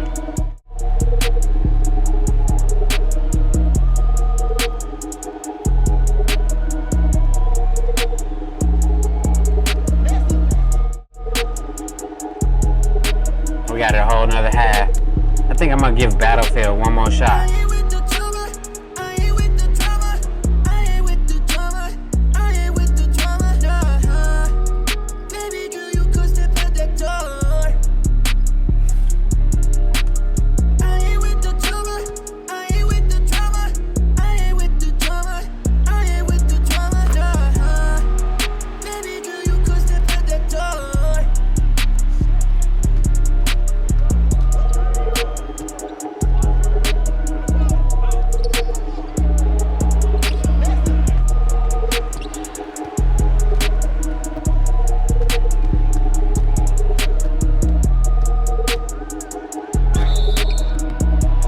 Another free throw.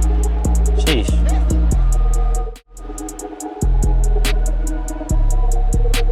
Hey. Come on now, dog. Come on, man.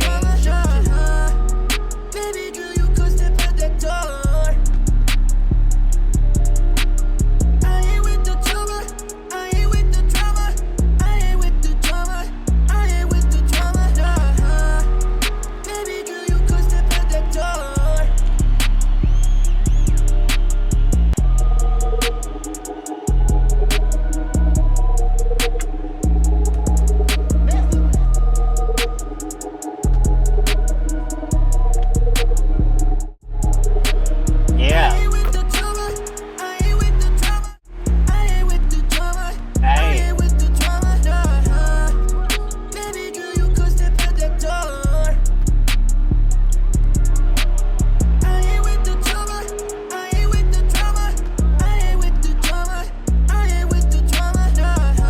Hey. Up top.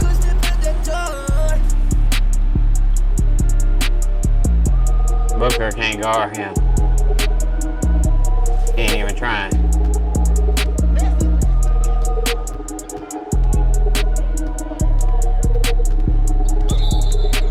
Come on, man. It's hard to get steals in this game.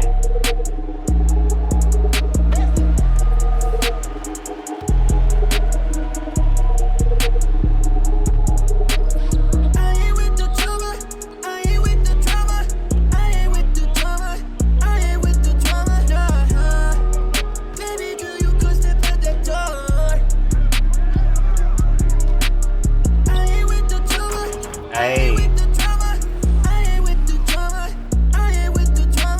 Kaminga going crazy, bro.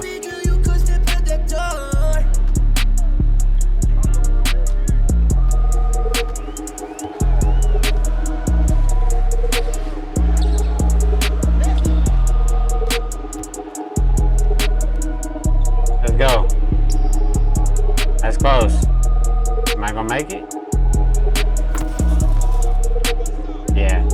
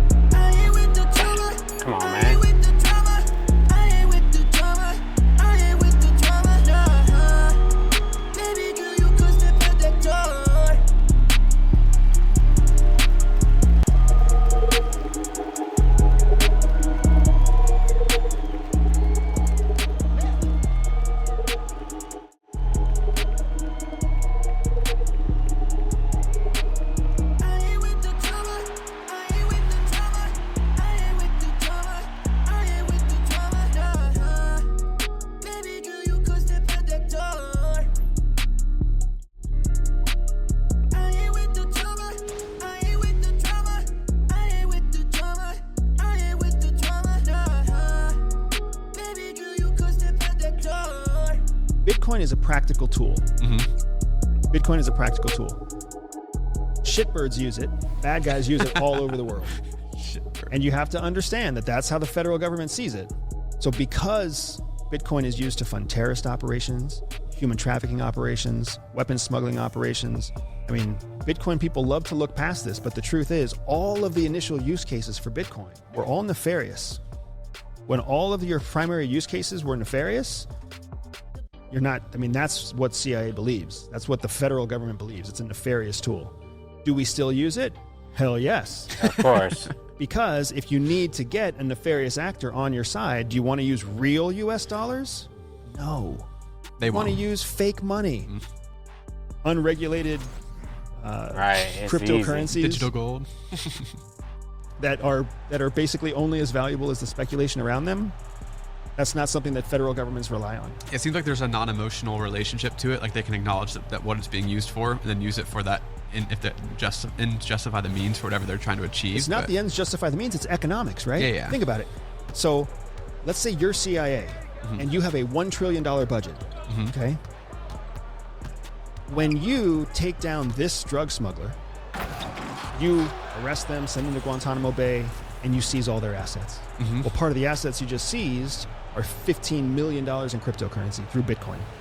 Right? So now you have $1 trillion in US dollars and $15 million in Bitcoin dollars. You can't trade your 15 million Bitcoin to get US dollars because that's making a profit off of national security work, and it just doesn't work that way, right? But you also, so you're interesting. now you're just $15 million as an organization. You're $15 million richer in your operational fund. So now, when it comes time to buy a Ukrainian tank that costs $11 million, Right. if the Ukrainians will let you buy that tank in Bitcoin, are you going to It's a spend done part of your deal. $1 trillion budget, or are you going to spend part of your $15 million Bitcoin seize? You're going to spend that Bitcoin first, and now you've just protected U.S. tax dollars, Interesting. and that's how it goes. So now it's like, if on a smaller scale, you get $500,000 in Bitcoin value from this interdiction Domingo's operation, going and then you crazy. turn it over to the FBI, who uses it for this child trafficking bust. And then DEA gains 50 million or 50,000 Bitcoin from this child trafficker or this drug trafficker, and they hand it over to NSA, who uses it to pay off an informant in So it's used, Baluchistan, but whatever it not, might be. Yes. Okay. So it's used objectively as a utility. Correct, because we know that it has no value for the federal government, and we know that it's already Right. essentially it's already blood money. So you got to keep it on the blood side of the. Would the same thing be like for drug money that's in USD? Like, is that still categorized, or is that still meshed in? Well, not just drug money that's USD, but any money that's seized that's USD. If it's child trafficking dollars, if it's fraudulent business dollars, whatever else, it all comes back. Have you ever seen a situation where like a New York City police or Chicago police or whatever, they have a big raid, Yeah. and then they have a Yeah, big of press course. conference, and on the table is like piles of cocaine Yeah. and piles of dollars. Yeah. Yeah. Right. Well, the piles of cocaine get sent to the incinerator. The piles of dollars can't It's be put into reinvested. normal rotation. Yeah. Right. So instead, they're granted back to the police department for use in other police department functions, whatever that That's might be. crazy. Like, essentially, it's a legal version of laundering money. What can they use it to buy? Of course it equipment, is. or just? Oh, okay. So Yeah. they can still use it to buy stuff. Okay, cool. Because it's real U.S. dollars. It's Yeah, real yeah. currency that's owned by that's recognized by the federal government. Interesting. Right. Okay, cool. So I always would wonder if just like if they acknowledge that Bitcoin is like a super valuable asset and they were trying to like acquire. Okay, cool. It's an investment. It's an investment Yeah, yeah. vehicle. That's all it is. Yeah, but- and what you can't do is leverage, and you can't leverage your government granted. You can't take tax budget and use it to make an investment.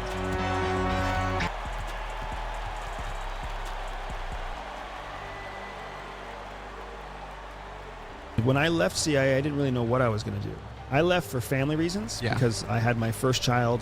My wife and I were both CIA officers. CIA basically put us, they had a conversation with us where they were like, hey, you're going to have to choose between being CIA officers or being parents. Married. Not like they're going to get rid of our Right. kid, but it's Yeah, yeah. basically like, you're not going to be home because you're going to be operating, or you are going to be home and you're not going to be operating. But they were like, this is the way it works, and this is the way it's always worked at CIA. Well, this is 2014. My wife and I are both 34 years old with our first child. And 2014, 34 when I years left old. CIA, I didn't really know what I was going to do. I left for family reasons because I had my first child. My wife and I were both CIA officers. CIA basically put us, they had a conversation with us where they were like, hey, you're going to have to choose between being CIA officers or being parents. Not like they're going to get rid of our kid, but it's basically like, you're not going to be home because you're going to be operating, or you are going to be home and you're not going to be operating. But they were like, this is the way it works, and this is the way it's always worked at CIA. Well, this is 2014. My wife and I are both 34 years old with our first child, and we want to have a second child. And we were just of the first generation that basically heard that offer, and we were kind of like, well, then No, fuck thanks. you guys, we're out. Right. And, like, when we left in 2014, CIA had really never seen that before. People who leave mid-career because they started having a family was unfamiliar to them. The attrition rate prior to 2014 was like in the low 2%. It was like 1.8%, 1.6%. Everybody wanted to Very stay. few people ever left CIA. And when they did leave, it was because they were retiring, and then they went through what was called a revolving door. Retire on Friday, come back in on Monday as a contractor working for some big contract company. That was basically how people would retire. So they were not accustomed to mid-career successful professionals just leaving. What's the point of becoming a contractor? What's the difference? Like $60,000 a year. you get paid more or You less? get paid a ton more. You get paid a ton more. Do you remember when Donald Trump, when he took office in 2016, for like 2 years after that, he tried to start taking security clearances from anybody who wasn't in government? Do you remember that? Yeah. He was 100% right.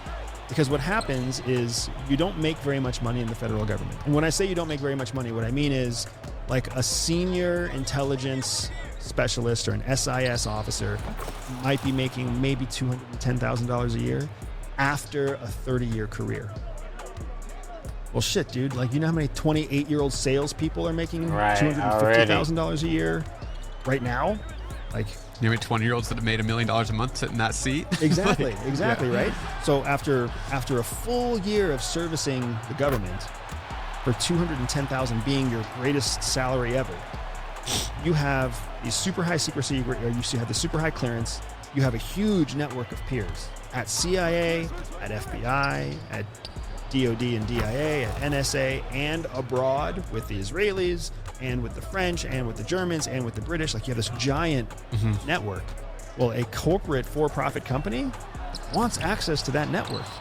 Your Booz Allen Hamiltons and your Raytheons and your Gotcha. I khakis, see what you mean. right? Yeah, So yeah. then they'll come in and they'll make offers to the retirees, and then the retiree will step out on Friday without being an employee for CIA anymore, sign on with khaki or sign on with Booz Allen Hamilton or Raytheon, sign a receipt to start getting a $370,000 salary. But all they're doing is they're essentially brokering introductions and contracts with whoever's still inside the building. It should absolutely be illegal. He said it absolutely should be illegal.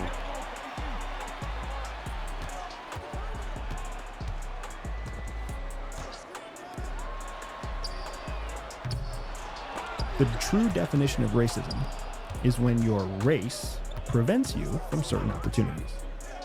That doesn't really exist in the United States. We've had an African American president. We've had women run for office. We've had women become the final front runner for the presidency. We've got women in the Senate. We got a woman who sits as the vice president right now. Women CEOs. The CEO of Yahoo right now is a female. The CEO of YouTube right now, I'm pretty sure, is a female. Like, massively powerful women. Yeah. We've got Latinos. We've got Indo-Pacific. We've got all sorts. Like, the opportunity in the United States is very real, and it's very much there.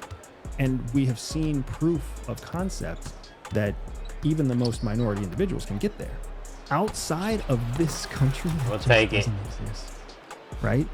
Maybe a little bit in the UK and in parts of Europe, but not really. Europe is just quietly racist, right? Canada is still, like, they're very similar to us. They're more advanced, more progressive than us, but they're still dealing with their own issues too. Not to mention, you've got all sorts of strange cultural things that are relevant to each of those countries on their own. Yeah. But for sure, when you get to Asia, Japan is a first world leader. They will not give you a resident visa if you're not Japanese. If you marry a Japanese, they still won't do it. They want you to prove that you're Japanese by blood before they let you live on their island. right? And that's codified law in Japan. And that, I mean, whether you're talking about Africa, whether you're talking about Latin America, my family's Mexican. Mexicans are the most racist people I've met. They're racist against Indians, like Native American Indians. This is the best part. This is the best part. Japan.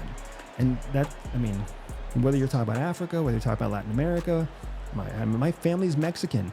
Mexicans are the most racist people I've met. They're racist against Indians, like Native American Indians. They're racist against people from other countries. They're racist against Mexicans from a different state. It's just like the true limiting of options and opportunities based exclusively on the color of your skin or your race. It's just amazing. Isn't that incredible? Because if you listen to the news, if you listen to social media, we get painted as the most racist nation in the entire world. But then hearing from your mouth and my own experiences and the little bit I know about the world, I know exactly what you're talking about.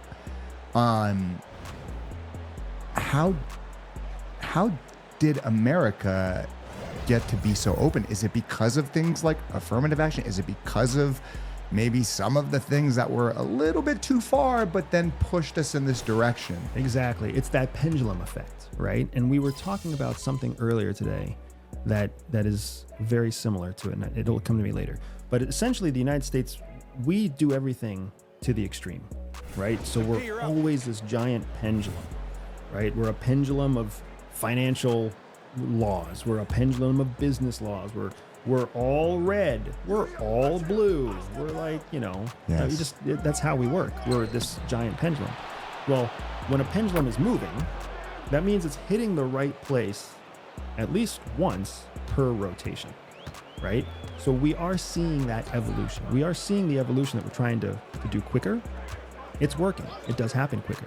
It's just a huge mess on the road to where we want to go. Yeah. The rest of the world is like still. They're a pendulum at rest, or they're just broken. Who knows what? Yeah. But they don't even have the opportunity to evolve with any sort of speed or efficiency.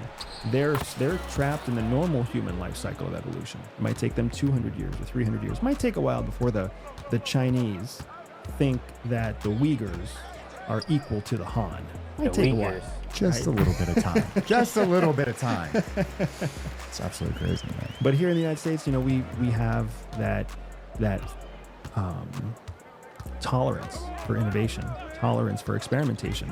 We have tolerance for each other. So we're always trying to evolve, and we realize that it's messy, but sometimes you got to make a mess in the kitchen. Art is messy. Yes.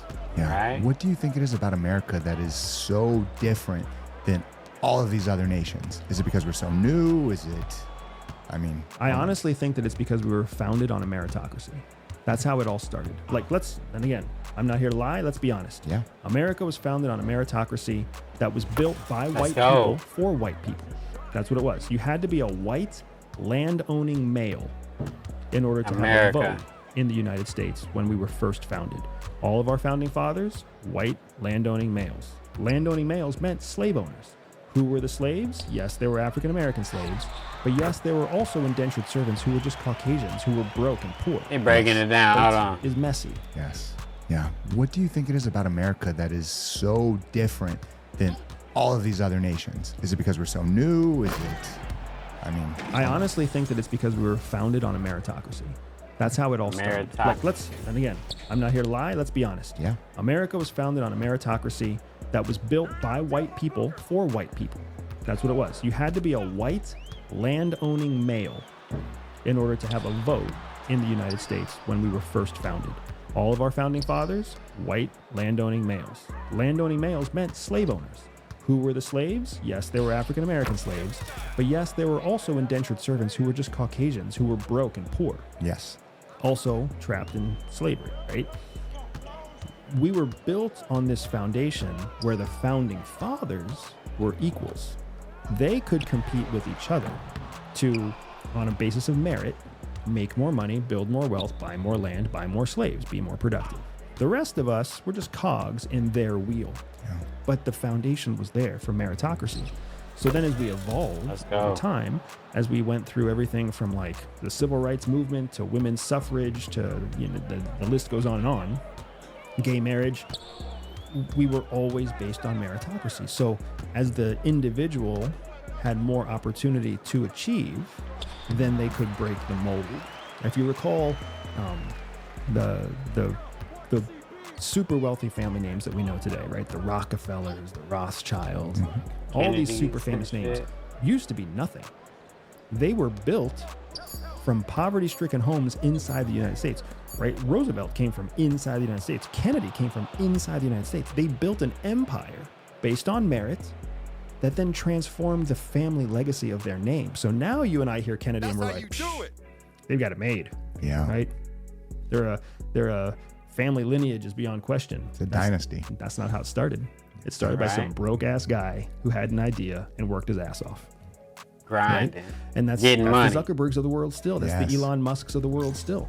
That only really exists in the United States. And it's existed here for the longest time. If you have a good idea and you have some tenacity and you put the two together and a little bit of luck is sprinkled on top, you can absolutely transform the legacy that you leave behind.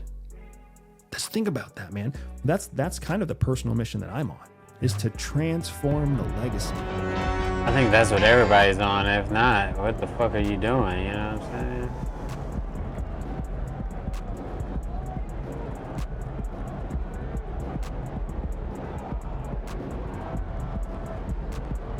I don't work for the CIA yet.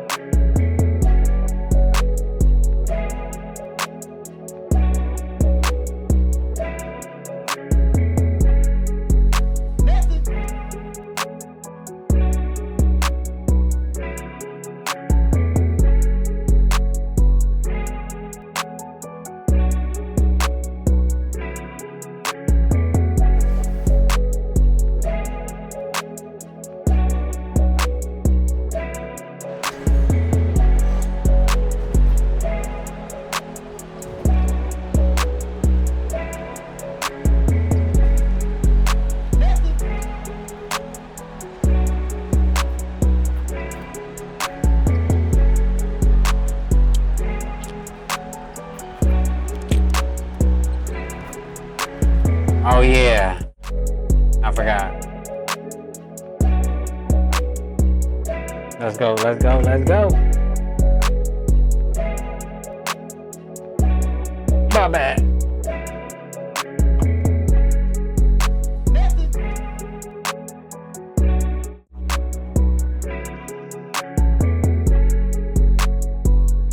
That sucks.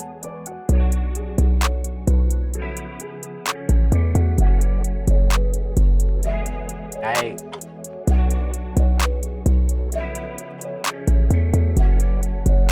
Okay, my bad.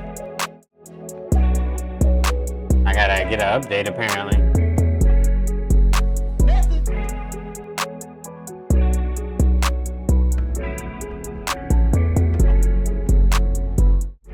Yeah.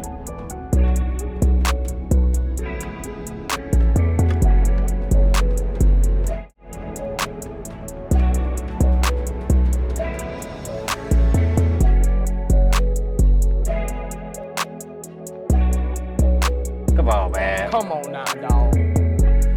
Come on, man.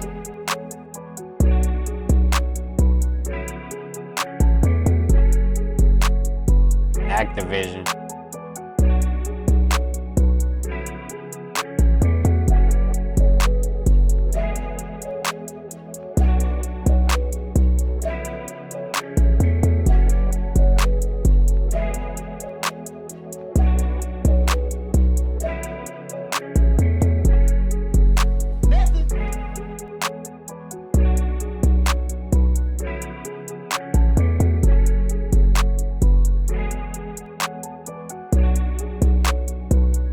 Let's go.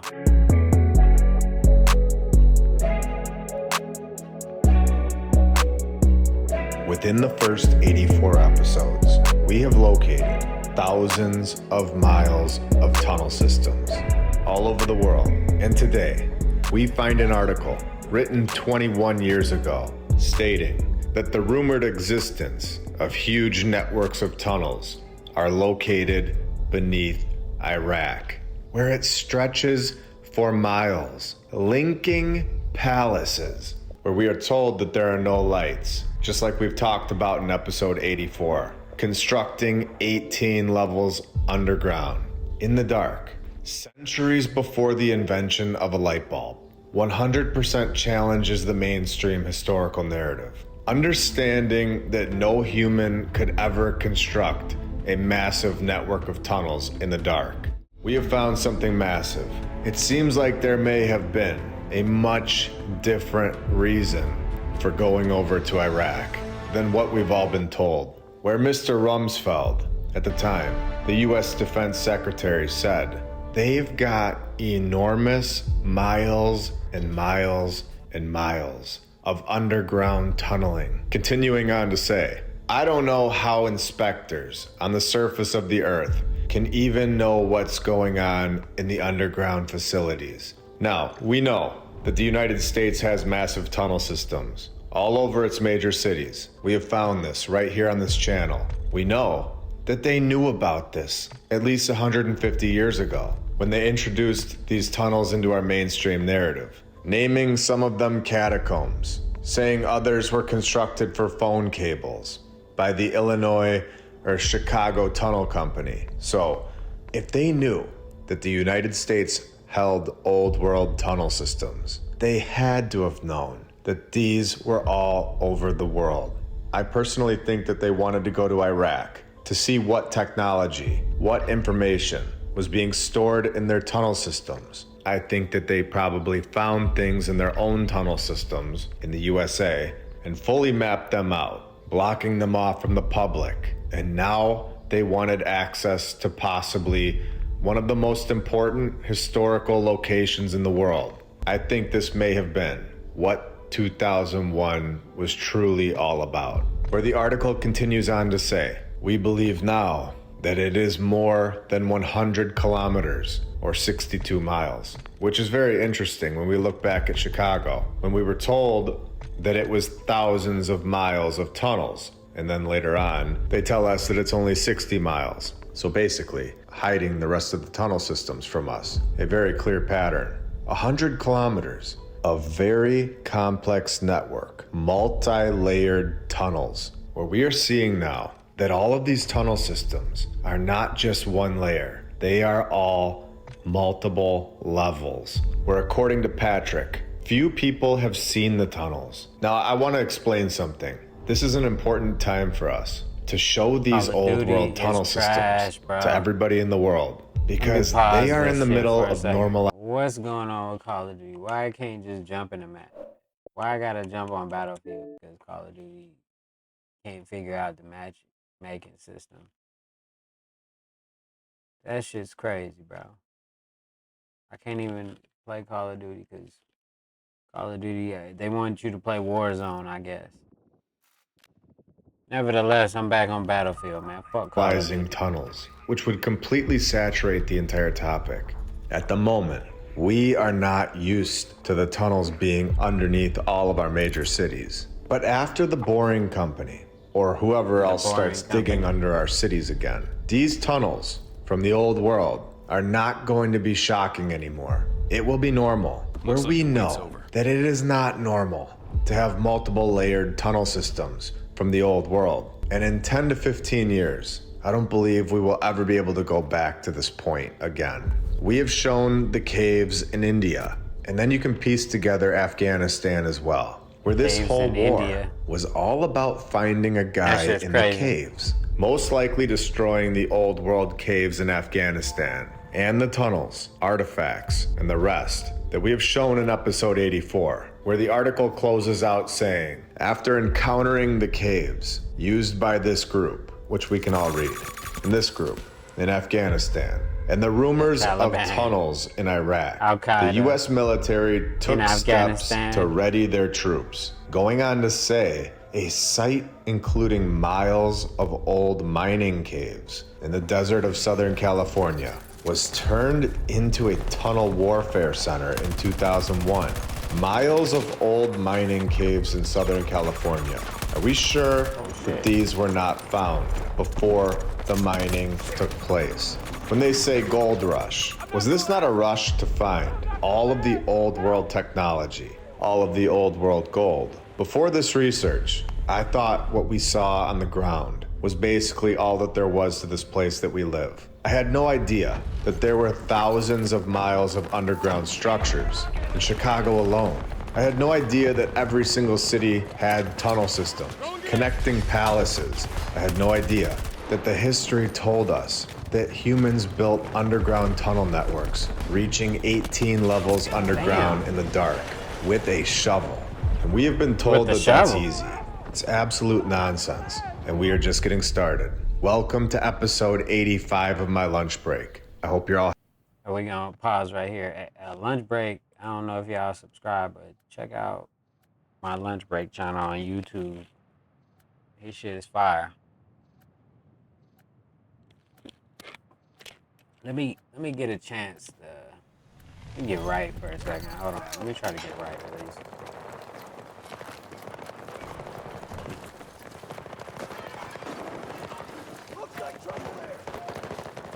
Oh, we defending, okay.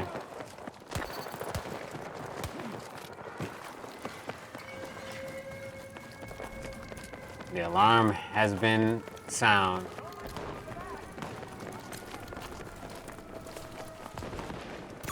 Hostile on the map, around 70 meters from my position.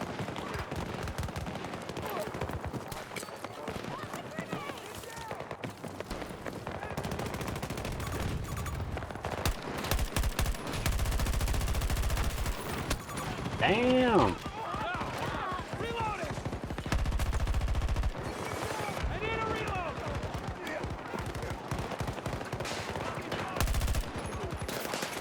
Damn, right there. That's fucking crazy. Motherfucker was right on top of the box, too. I need help over here.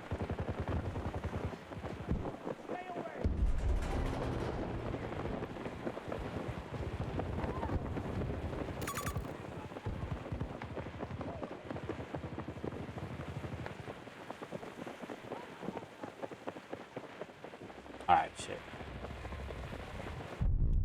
Trying to play Call of Duty, but that shit didn't work. I don't know what the fuck is going on with Call of Duty. Last time I tried to play it, I kind of got the same thing. I was trying to play the shit, but I couldn't really find no matches and shit. 90 meters from my position. The fuck? Battlefield is crazy, bro. Here to go. Hit. So much shit going on. Enemy is shit. down. Somebody trying to kill me? Yeah. I thought I heard something. Damn. Oh yeah, we defending. That's what it is. This gotta be hella bots.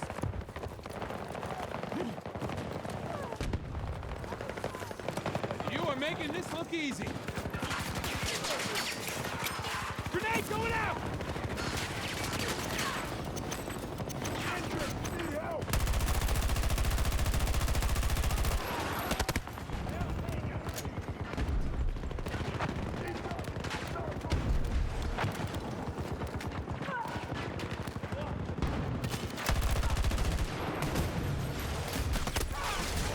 Somebody came around the back. I knew it. No Diddy. I knew somebody was coming through. Alright, let me get back to this then. Since I'm fucking trash at every goddamn Well, game having a today. great day, and if you're new, welcome. Hold on, let me skip this part. Cause I'm maybe not. Oh yeah, let me skip this part. Shout out to My Lunch Break channel on YouTube. Kimberly Bruce, Natasha C., Kay Moore, Dan McGee, Vince Moreno, Shiba Shaba in the Darkness. You guys are all awesome and helping this channel out a lot. Let's go to a much more recent article, January 2024, where the Times of Israel reports that senior Israel defense officials now assess that Hamas's Gaza tunnel network is between 350 and 450 miles That's long, a lot of tunnels. far longer than previously believed. And I want to remind you all that this is what is being exposed to all of us. I believe that this tunnel network goes down multiple levels, just like we have shown, and extends much further than 450 miles. And what we see on the ground is nothing compared to what is going on under our feet. And then you wonder where the missing individuals go, where I think we know now. These catacombs could for sure just be all of us. Years and years of being taken. And once that section of the tunnel fills up in their geometric shapes, they just move on to the next section. And then they open it up for ticket sales, like we have shown. It can't get any clearer, if I'm being honest. Now, with all the technology that these governments have, you would think that they would be able to do some ground penetrating radar and see how extensive these tunnel systems are without ever even going there. I believe this is all nonsense, that they are just finding new tunnels now, where the estimate reported by the New York Times is markedly higher than the Israel Defense Forces assessment. They say there was 250 miles of Hamas tunnels last month, and this month it's 450 miles long. Even more so now. in 3 years, what do you think it's gonna be? These tunnels are massive, and they go many floors down, connecting all over the world. If the public can own ground penetrating radar, the governments can probably see 1,000 feet under the dirt, if we're just being honest. Could you imagine, with the technology that we have today, they still have to send a dog in there to sniff it out? Come on. 2 Israel defense officials who spoke anonymously said there were roughly 5,700 separate shafts leading down into the tunnels. This is just incredible information. Understanding that these tunnels aren't a single level. Understanding that they go down so many floors underneath our feet and are all interconnected. This is unbelievable. In every single situation we see this. Some people have been taken into these tunnels and of course didn't make it, where Israeli forces have worked to destroy the tunnels. Again, my guess, after everything that we have seen, is that so many have been taken into these tunnels and have never come out again, where the tunnels connect below an area of the school. So we can see this is just a very dark subject in today's time, where I'm gonna try my best and lob this out there for anyone that is not understanding what I'm trying to say. According to the Child Crime Prevention and Safety Center, every 40 seconds, someone under 18 goes missing or is abducted. In the US alone, approximately 840,000 go missing each year, and the FBI states that between 85 and 90% of them are not adults. So, where do they all go? Information is very important. A triangle system, finding tunnels below the schools, below hospitals, below the place of worship, where we know that this is not singled out to one city. This is all over the world. There is not a single thing that I have shared today that you couldn't go and find yourself. These things are all available to the public. Putting the pieces together is what we are doing here. And in order to do that, it takes time and a team. And this is where you all come in. All of our Patreons, all of our badge members, and every single subscriber. All right, hold on. Before he starts pandering to his audience, my bad. I don't have an audience. Stopping anybody 100 feet below the surface. I'm a hater. Who is even keeping track of where they are on the land layout 100 feet below the surface? In my opinion, tunnels are 100%, without a doubt, crossing over imaginary borders, not just in the USA, Canada, or Mexico, but all over the world. And this has been going on for years, and they are all aware of this. They know that tunnels exist and are openly sharing this information with all of us. So do you think that these tunnels in these cities are just stopping there? Of course not. It's all so interesting and shows how in depth this place that we all live really is and always has been. Again, we know that these tunnels are not just hallways. They are not a single level. An article written by BBC in 2020 where US officials say they have discovered the longest tunnel ever found on the border with Mexico, where this tunnel stretched 1,313 miles. The tunnel, of course, had a lift, rail tracks, where I'm sure the Chicago Tunnel Company had to get back into business and was hard at work. They had a drainage and air ventilation system and high voltage electrical cables. Again, in my opinion, these tunnels have been here for a very long time. I don't believe that our civilization are the sole creators of these networks of tunnels. Surely we have added to them, but I believe that this land layout that we all spoke anonymously said there were roughly 5,700 separate shafts leading down into the tunnels. This is just incredible information. Understanding that these tunnels aren't a single level. Understanding that they go down so many floors underneath our feet and are all interconnected. This is unbelievable. In every single situation we see this. Some people have been taken into these tunnels and of course didn't make it, where Israeli forces have worked to destroy the tunnels. Again, my guess, after everything that we have seen, is that so many have been taken into these tunnels and have never come out again, where the tunnels connect below an area of the school. So we can see this is just a very dark subject in today's time, where I'm gonna try my best and lob this out there for anyone that is not understanding what I'm trying to say. According to the Child Crime Prevention and Safety Center, every 40 seconds, someone under 18 goes missing or is abducted. In the US alone, approximately 840,000 go missing each year, and the FBI states that between 85 and 90% of them are not adults. So, where do they all go? Information is very important. A triangle system, finding tunnels below the schools, below hospitals, below the place of worship, where we know that this is not singled out to one city. This is all over the world. There is not a single thing that I have shared today that you couldn't go and find yourself. These things are all available to the public. Putting the pieces together is what we are doing here. And in order to do that, it takes time and a team. And this is where you all come in. All of our Patreons, all of our badge members, and every single subscriber, and everybody who likes the videos. Because of all of you, we are growing to a bigger...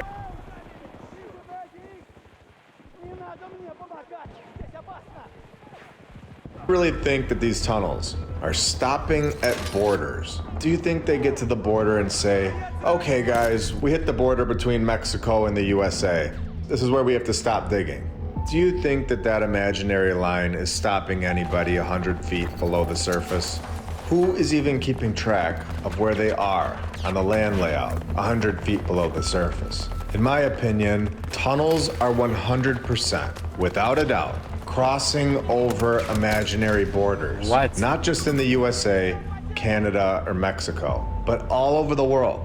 And this has been going on for years. And they are all aware of this. They know that tunnels exist and are openly sharing this information with all of us. So do you think that these tunnels in these cities are just stopping there? Of course not. It's all so interesting and shows how in depth this place that we all live really is and always has been. Again, we know that these tunnels are not just hallways. They are not a single level. An article written by BBC in 2020, where US officials say they have discovered the longest tunnel ever found on the border with Mexico, where this tunnel stretched 1,313 miles. The tunnel, of course, had a lift, rail tracks, where I'm sure the Chicago Tunnel Company had to get back into business and was hard at work. They had a drainage and air ventilation system and high voltage electrical cables. Again, in my opinion, these tunnels have been here for a very long time. I don't believe that our civilization are the sole creators of these networks of tunnels. Surely we have added to them, but I believe that this land layout that we all live on is filled with old world tunnel systems that connect That all of the motherfucking old shotgun dude buildings, came through. exactly like we were told in episode 80. My dad is the night supervisor at Marshall Fields. Maybe they have an opening. And they did. On some real shit, this shit, it's a bunch of sweats tonight, or Saturday afternoon, We know evening that these type tunnels are not just hallways. They are not a single level. An article written by BBC in 2020, where US officials say they have discovered the longest tunnel ever found on the border with Mexico, where this almost. tunnel stretched 1,313 miles. The tunnel, of course, had a lift, rail tracks, where I'm sure the Chicago Tunnel Company had to get back into business and was hard at work. They had a drainage and air ventilation system and high voltage electrical cables. Again, in my opinion, these tunnels have been here for a very long time. I don't believe that our civilization are the sole creators of these networks of tunnels. Surely we have added to them, but I believe that this They land stacked layout up. that we all live on is filled with old world tunnel systems that connect all of the old buildings, exactly like we were told in episode 80. My dad is the night supervisor at Marshall Fields. Maybe they have an opening. And they did. And they did. There's water in the Pittsfield building, and Marshall Field, and the City Hall, and this place and that place. And we don't know where it's coming from. And I thought, I know. All those places have one thing in common. All older buildings, all older buildings, all older buildings, all older buildings that overconnect the freight tunnels still. They have been here all along from the previous civilization. They found these so-called smuggling tunnels, yet they found no drugs and nobody was arrested. How can you call it a smuggling tunnel if you don't find any drugs and nobody was arrested? It doesn't make any sense. So are we sure these are smuggling tunnels? Or are these old world tunnels that have gotten some cables installed? And then authorities, of course, did not say who they thought was behind the creation of the tunnels. They don't seem to know much about it, where it was not clear how long it took to build it. This tunnel has an average depth of 70 feet below the surface, and this is what we are told. Now, we have a bonus today. Switching gears here, we are told about the Griffin. We know how it's connected to Russia, Asia, and of course, Tartaria. And this gets interesting, where the Griffin and Arimaspians were associated with gold deposits of Central Asia, where Tartaria was located. Now, this group were a legendary tribe of one-eyed people. Again, going back to the gold rush that we were all told about, going to California, where all tales of their struggles with the gold guarding griffins guarding the gold. So is this the reason that Tartaria and griffins are not taught to us today, considering the possibility of a season that is little, where the griffin is considered a protector from evil, witchcraft, and secret slander, where that seems like the time period we're currently in. Clearly a creature that was here, shown at the St. Mark's Basilica, another one at the Ripon Cathedral in England, and of course, a photo from 2007, a griffin statue in the front court of a cemetery located in Budapest, the Royal Air Force Police Badge in the United Kingdom, a griffin right here in the middle, and a map where we are told from 1587, Urbano Monti's map, a map that has some strange creatures, massive birds carrying elephants in South America, a map that depicts South America connected to Antarctica, where we know something massive is there now. And a griffin depicted right here in North America, modern day Canada. And another one right here, with so many different types of creatures located in Antarctica. And there is so much written on each one of these triangles. If anybody can read these and let me know what they say, that would be incredible. You have the USA right here with La Florida, Canada, Gulf of Mexico. This map is incredibly detailed, with an interesting section right here, where you have a guy coming out of the water, and something else going on here, right above Brazil. There are only 3 surviving copies of this world map today. They are located at Stanford University and have been recently digitized. This is, by the way, a 10-foot map. It was originally 60 separated sheets and have now been put together to make one photo. Now, it is interesting to note, this is a map of the Earth on a flat map. It is not a ball. It shows the Earth circling around the North Pole, with every direction away from the central point, the North Pole, being south. There's a magnetic pole in the north, where this map was created to serve not only as a geographical tool, but also show climate, customs, length of day, distances within regions, where the whole map could be stuck on a central point, the North Pole, and then revolve around this central pivot point, where it of course had cities all over it in red, and of course massive palace-like structures. And then flipping to the next page, we have this, a diagram showing the detailed length of days and nights during the different months of the year, eclipses of the sun on the next page, and even a chart showing wind directions throughout the year. These maps are so interesting. I could honestly look at them all day. And I'm gonna end this episode right here. I hope you all have a great rest of your day. Yeah, me as well, man. I'ma holler at y'all later, bro.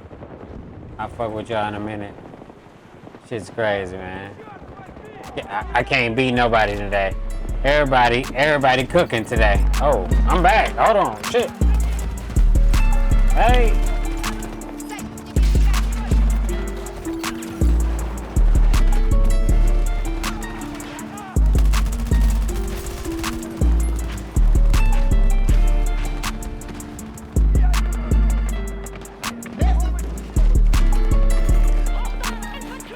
Damn.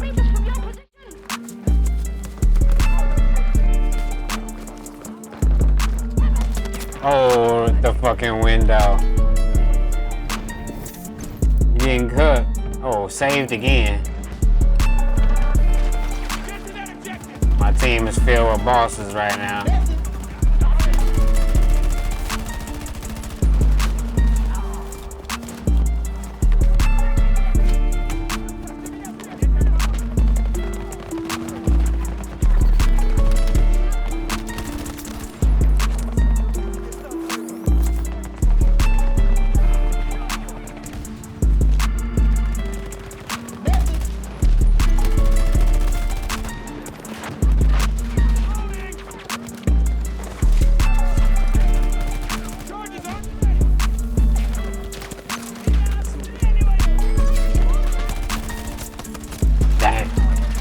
Got dropped.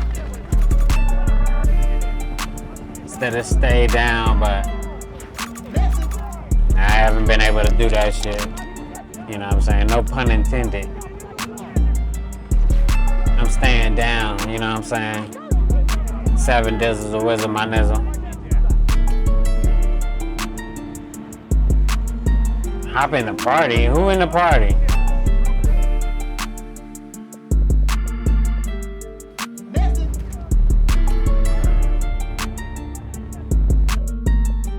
Let me see what they talking about. Damn, there's 8 motherfuckers in there. Hold on.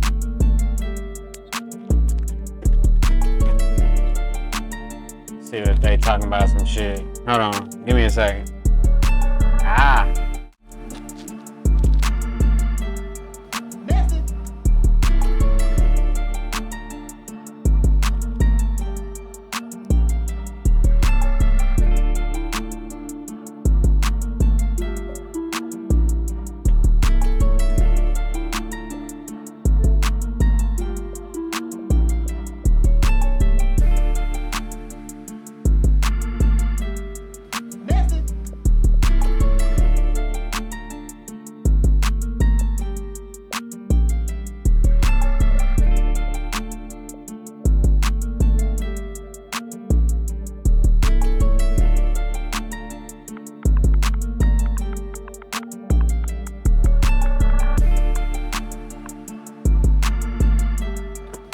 a second. I'll be right back.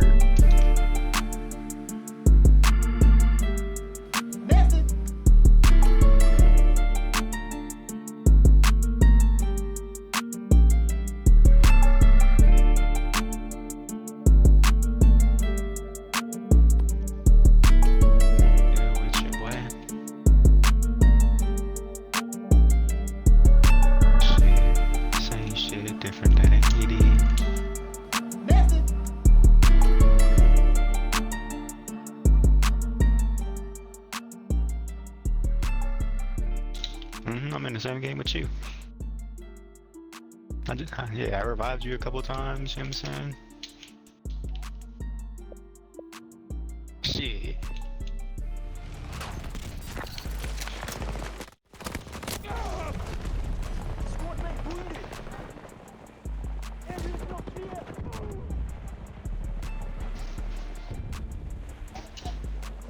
That's facts.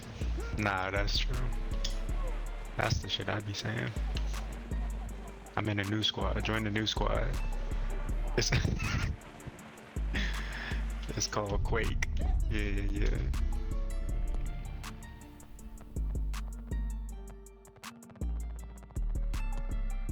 More money, more bitches, all that shit.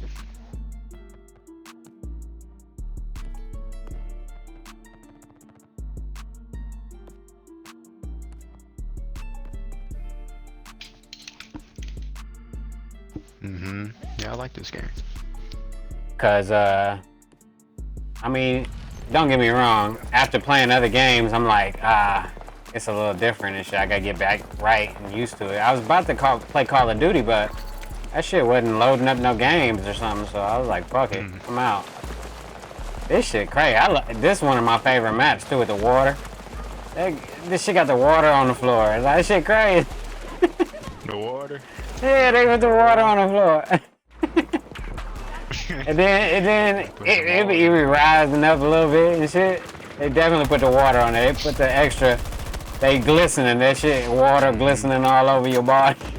You know what I'm saying? They went out their way on this motherfucking map. They ain't had to put the water like that. Goddamn grass with the water. Sheesh.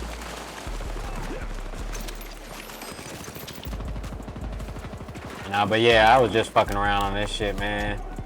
Trying to play some CIA videos and shit while shooting people on a video game. You know what I'm saying?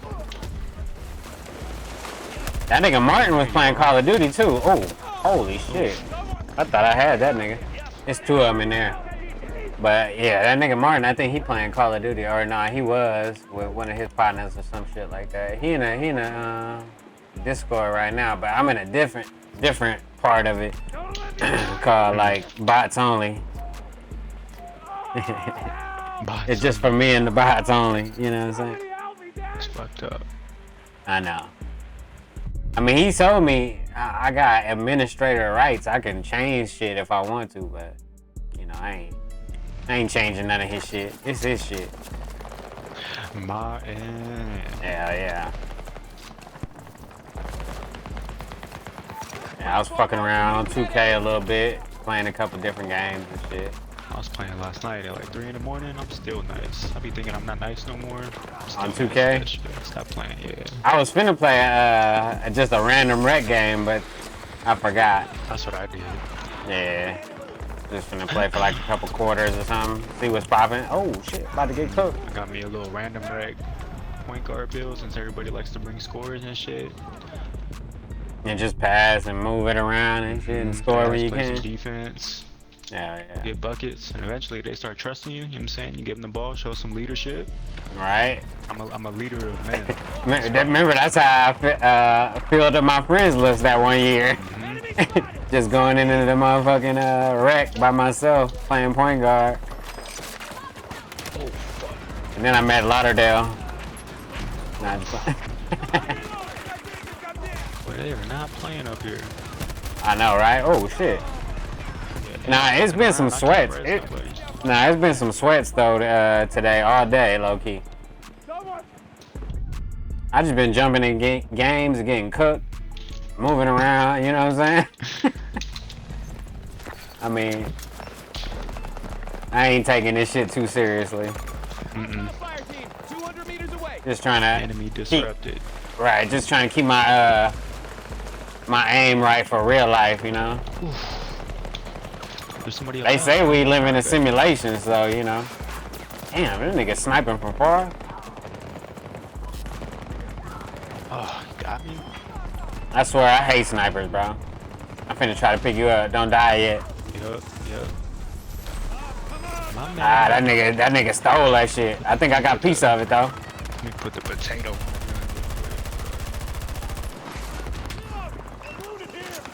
Oh shit. Wrong button. Shit. Yep. Yeah, we balling.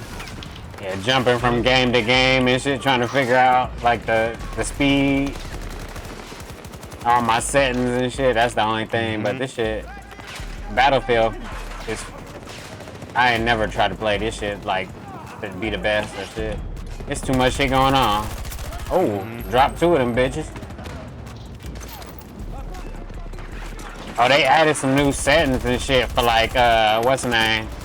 Like auto parachute, and a couple other settings and shit. Yeah,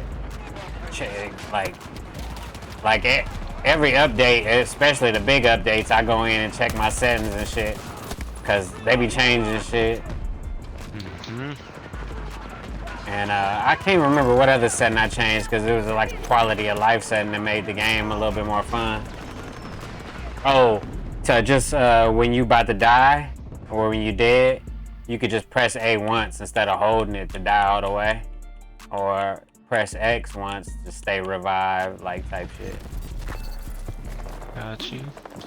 That's a good little thing.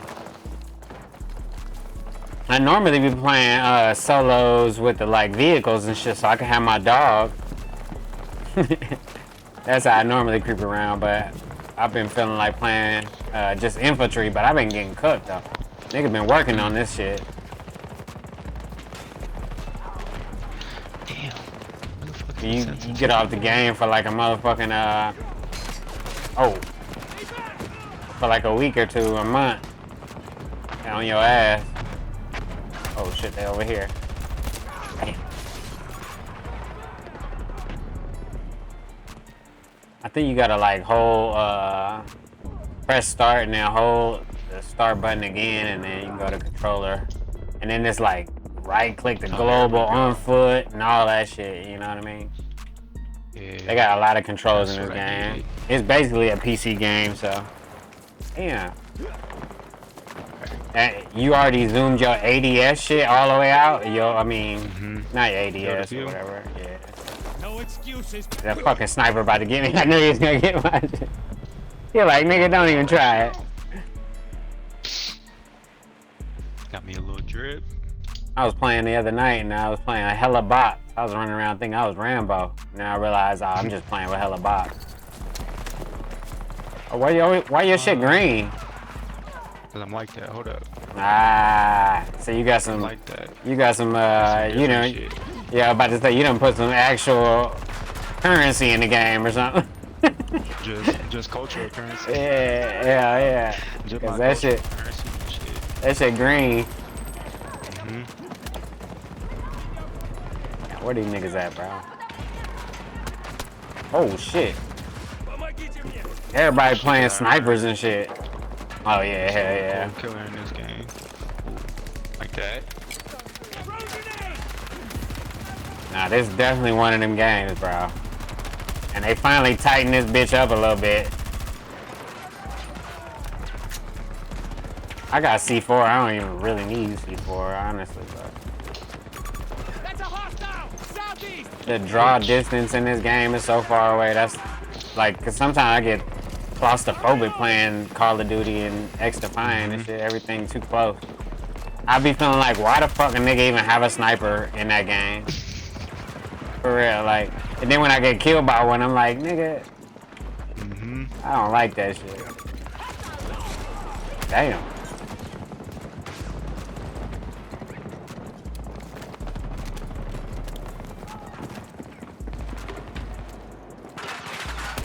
Oh, come on. Yeah. Reload, take your place. Yeah. Moving. Got him. I ain't trying to go in a straight line, that's all. Oh, fuck it. Oh, they in the corner over here. This bitch ass nigga in the corner. You right behind his ass. He don't even see you. He hiding in the corner trying to get it. His little 10-15%. Your back, yeah. Bitch. I had him shook though. Down. They up top. Alright. Yeah. I just went up the zip line. Oh. I went up zip line, parachute on the top of the submarine, cause my shit auto parachute now, so I'm still trying to get used to that shit, you know what I'm saying? And shit. You just jump off the cliff and you alright. Zip line. Oh, where the fuck? I'm trying to go up the zip line. Oh, D1.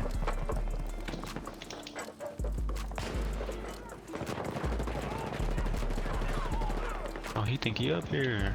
Hey, you could point at D1 and goddamn, I think right trigger, and you'll get like some points for being a leader, captain, and shit.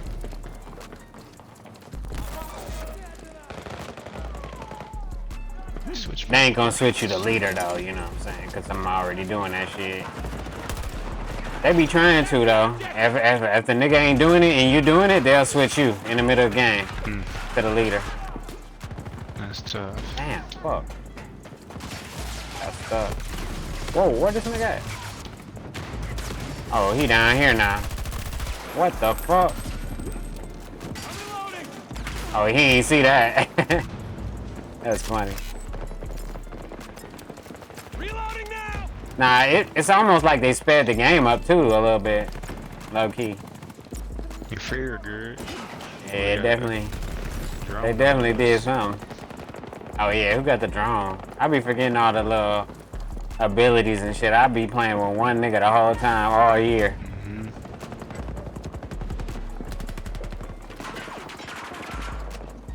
That nigga, he evasive action with the drone. I ain't even about to waste my bullets. When I was playing with Mikey and them on this shit, right? I would just use the drone, be at the top of the leaderboard. They would be taking fools out. Hell yeah. Nah, I just started using it like last week because I didn't even know the recon nigga had a drone that you could just pilot for like, I don't even know how long, but it feel unfair how long, low key. But it's a big ass battlefield, so I guess it's alright. Damn, where them niggas at? I thought they was over here. I just jumped over this motherfucker.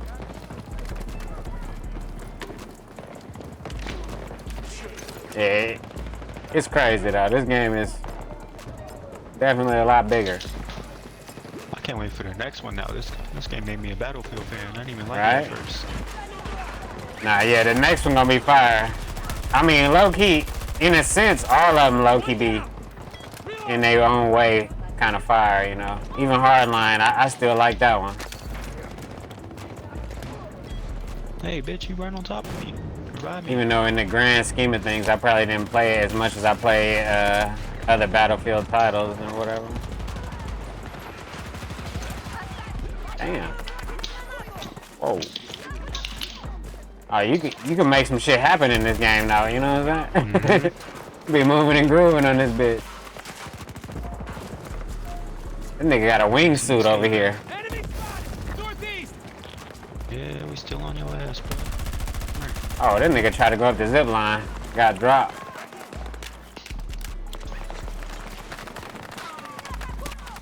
This game made me want to sign up to the army a couple years ago. I was like, nigga, I think I'm ready, bro. Fuck the dumb shit.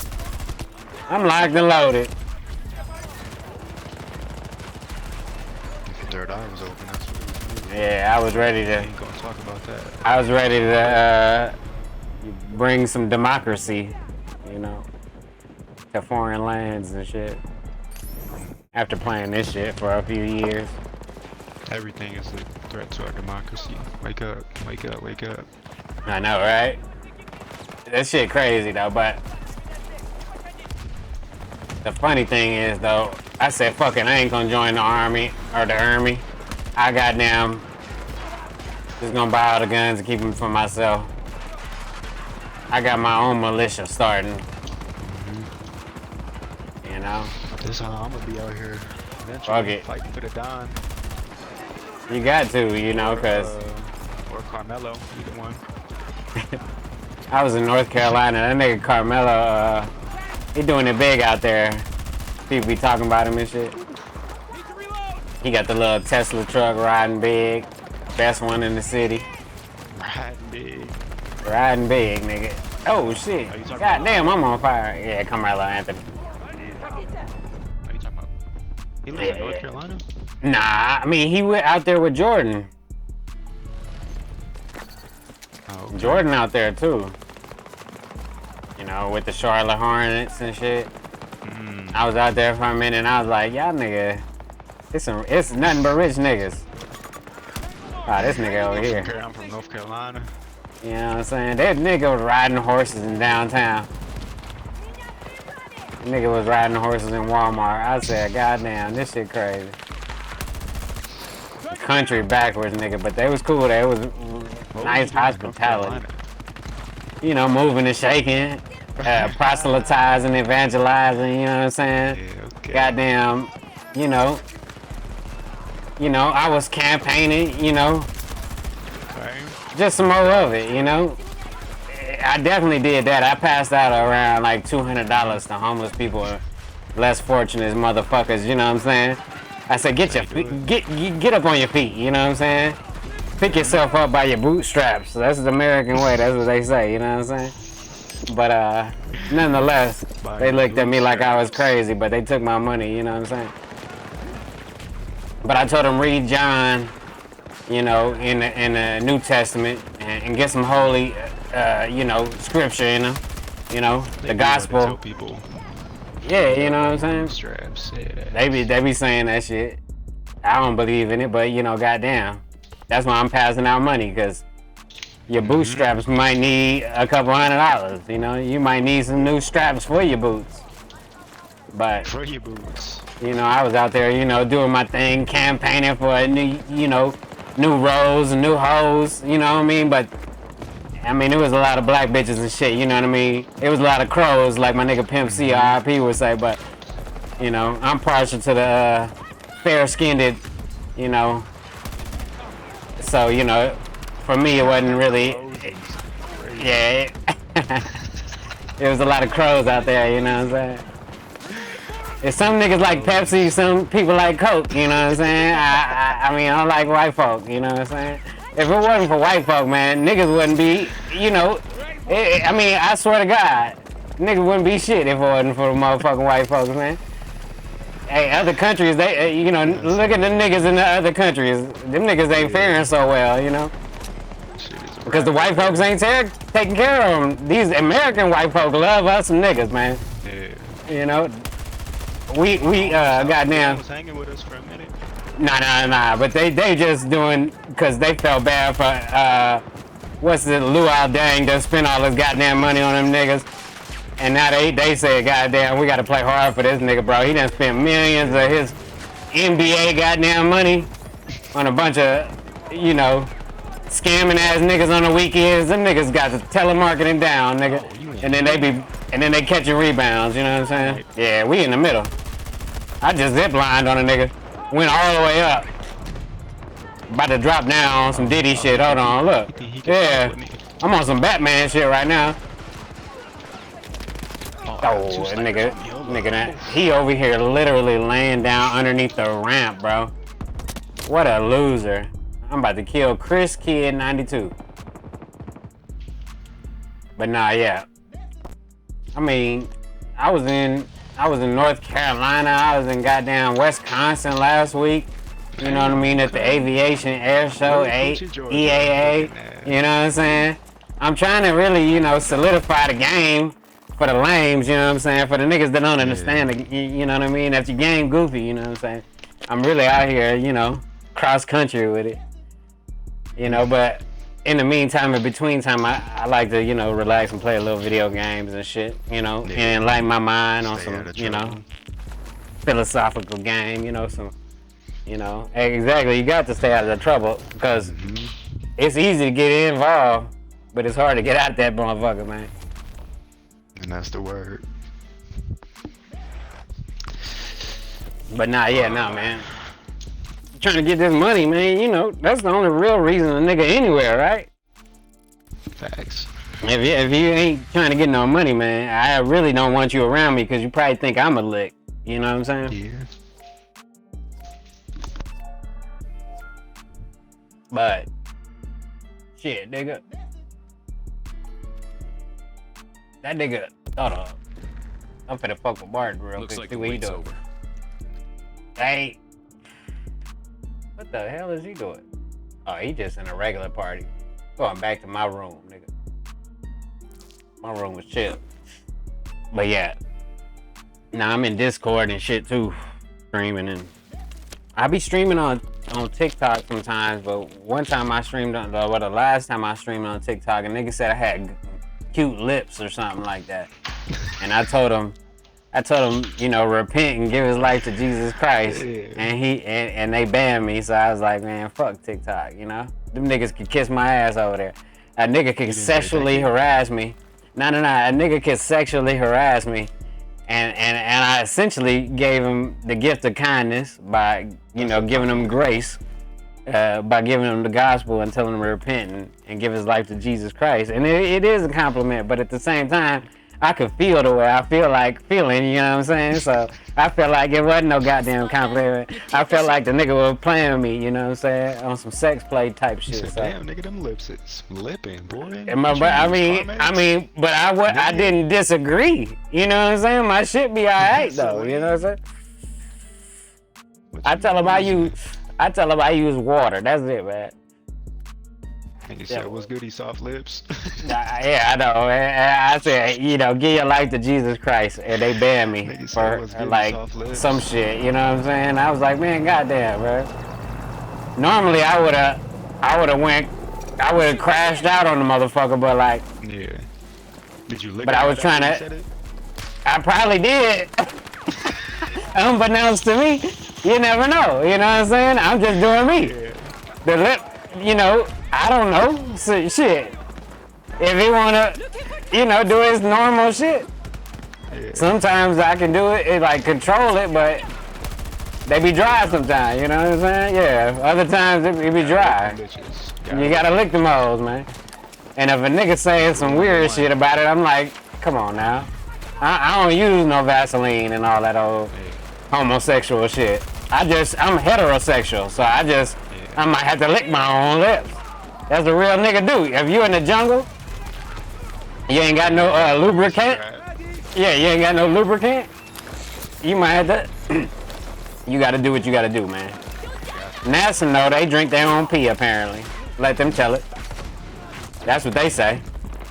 Oh, I ain't got the what's the name on me. I thought I had the C4. I'm finna blow the hole in the wall. God damn it. I got the ass. What the fuck? Do I got smoke? Oh, I got smoke with this nigga, huh? Put on my shots real quick. That nigga popped out and killed the nigga real quick, bro. I ain't gonna. Hold on. Oh, that nigga really moving. He slid on the ground and everything. Yeah, he the other nigga slid, that nigga ran through with a shotty.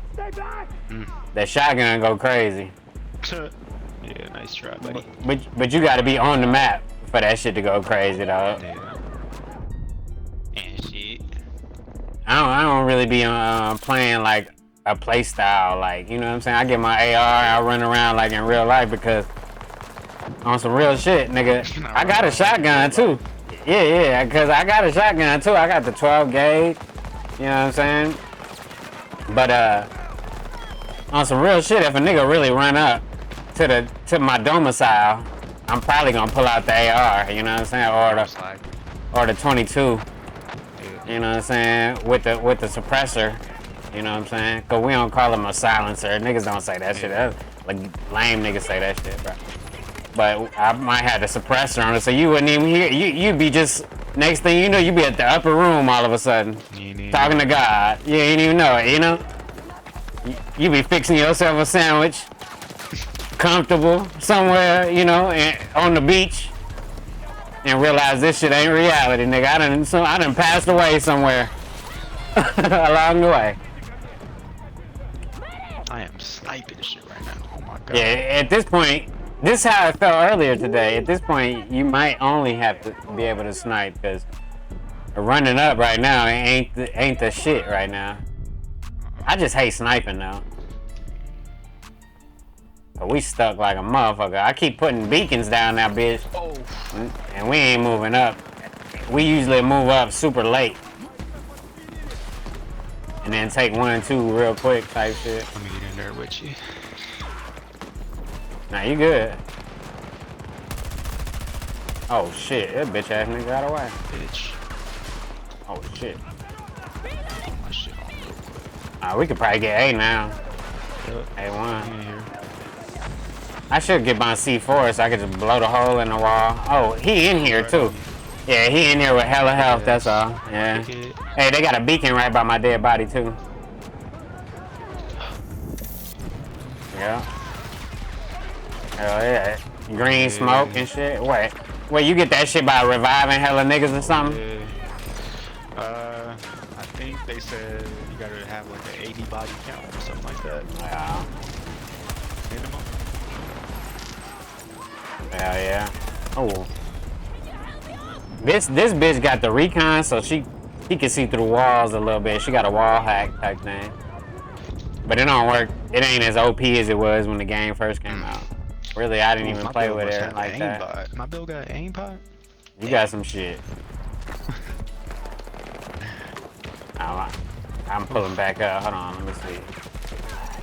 Oh, I don't want to go there. Mark A. I gotta adjust my settings for like, you know how you can do it for all left and right scopes. Yeah. Different scopes. ADS and shit, or not ADS, but yeah, ADS. Yeah, it basically is your ADS, but you gotta. It might be your horizontal or your vertical. It just depends on what you think is wrong. Usually it's ADS left to right, horizontal. Cause you want to be able to like strafe is what the white boys call it. That's what they've been saying. I ain't never used that word in my life, but nigga, you know what I'm saying? Yeah, left or right, horizontal. Just niggas ain't doing that shit. But the white boys say that's how you ADS and move left to right. They be calling it strafing and shit. I'll be just walking and shooting my gun. I don't know. Oh shit. But the white boys, they be talking about strafing and shit. I slide every now and again though. Yeah. You got to, I think. It's part of the game mechanics. I didn't even know this shit had slide though, for real, until I started playing the other games. So like I said, I don't really play Battlefield like that. I ain't too sweaty. One thing I'm mad about this game, they should have put back though, is you can snatch a nigga jewelry. You know what I'm saying? You can't get no jewelry in this motherfucker no more. That shit ass, bro. On some real shit. For real, cause you'll run up, your partner be on the other team, you'll get his jewelry, and you go in your settings and your menu and you can have his jewelry forever type shit. You been had that shit. He ain't know it. You know what I'm saying? You done snuck up on him, and you got him. Oh, I was about to say you got the revive. I was about to die right back away. Oh, but I didn't. You got that revived character though. That's why you get the full health when you revive or some shit. I was about to say, cause ain't no way I stayed alive from that. Why I got so many of these I could throw? Alright.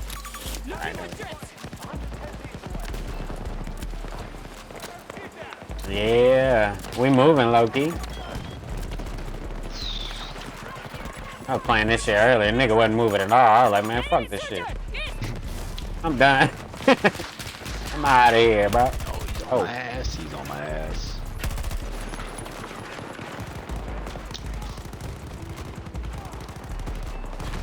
We got the Fixer on our team, too. The Fixer 42, bro. I thought it was you for a second. Oh, it's that shit.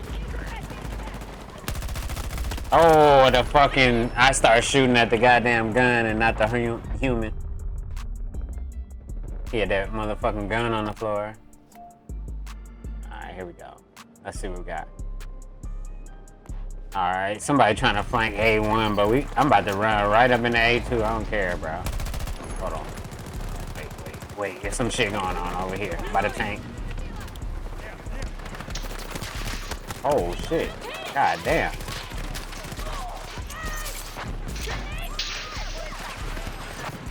Little smoke.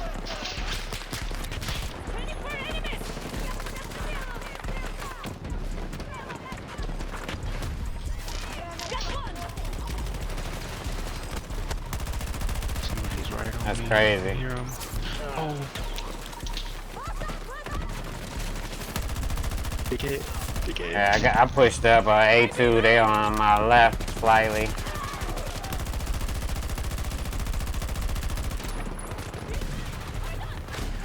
Yeah, that nigga pushing. With bro. Oh.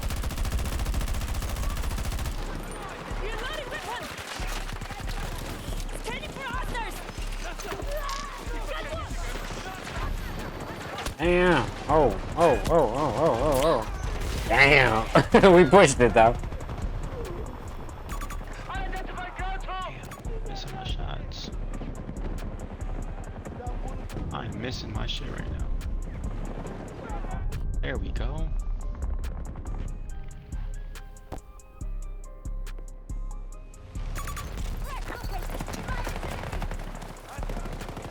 A2. Damn! I missed hella shots right there. It's a group of motherfuckers right there too. Yeah. Looking at him. They all over that shit. It's crazy. A1 got taken back, so some people going back there, but we just stay at A2. Fuck it. I have to get better angle guide. Yeah, that's what I'm looking for right now.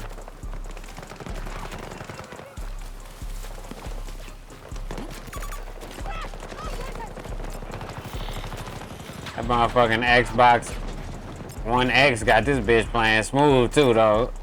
You know what I'm saying? Even in like low, you know, because it's only 60 frames, but like this shit's still smooth. I ain't playing on PC. There's somebody up top.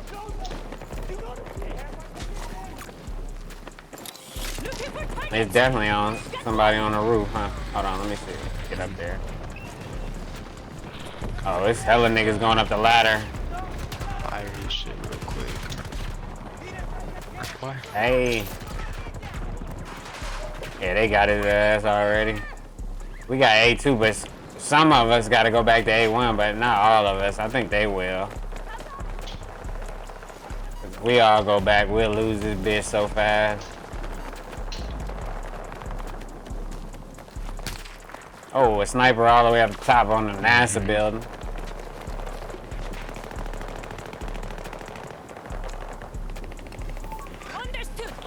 Let's go. Auto fucking parachute. That shit's not too bad. Movement god. Oh, a sniper. Could have left. Damn, somebody need a revive, bro. Who dying over here? Oh, oh fuck. Teammate.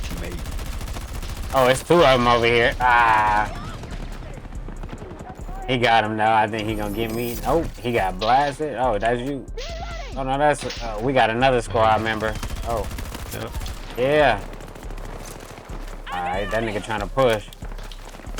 Oh shit. Damn, almost. We far to the right of A1, but it looked like we running out of the resource. We only got like 65.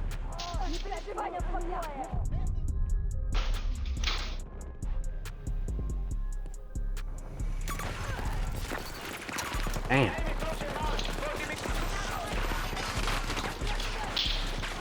Alright. Ooh. That ACWR. I like when Battlefield used to use the real names and shit, because right now it's like trying to figure out the fucking names of the guns. Because they be having fake names and shit. Oh shit.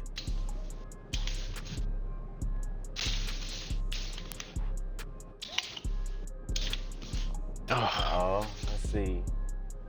Now where's me? I just picked you up. Thank you.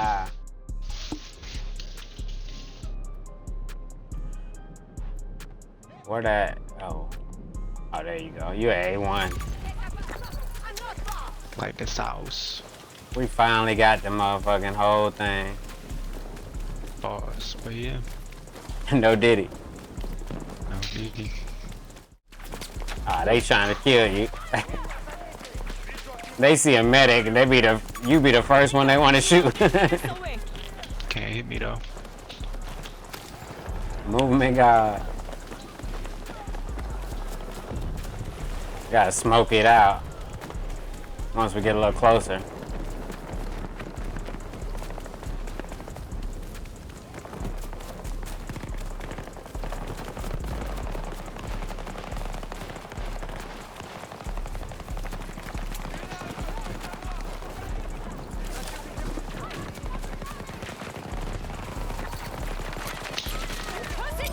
Spotted enemy. Oh. There we go. Yeah. Yes, sir. I get it. The man left behind. Ooh. They got you. Hold on. There's somebody over there going crazy. I hit him a couple times. Yeah, yeah.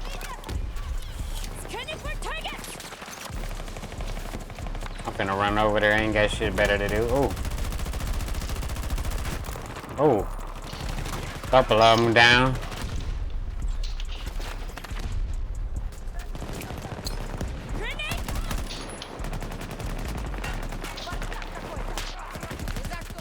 Everybody pulled up. Alright, they all over there. I just mark them all over there at the NASA base. I see a hostile fire team. 110 meters.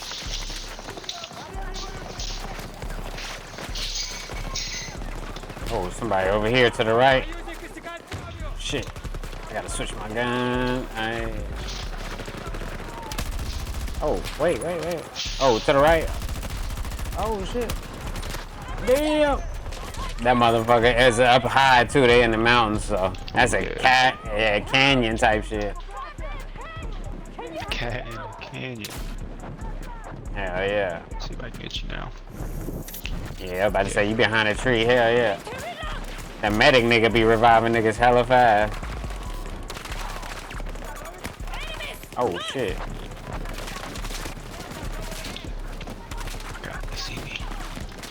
This motherfucking canyon is ass.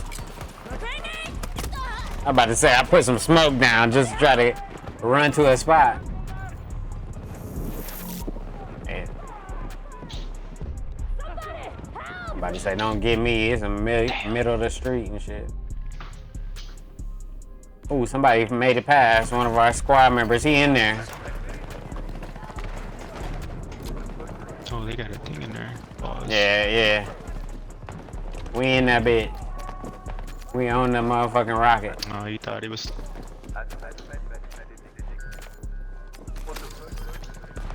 Yeah.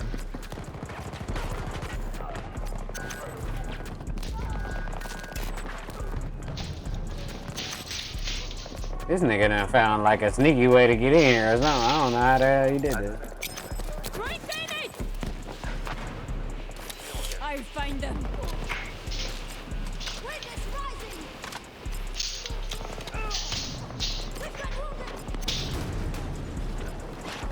Somebody just landed up top. Dang.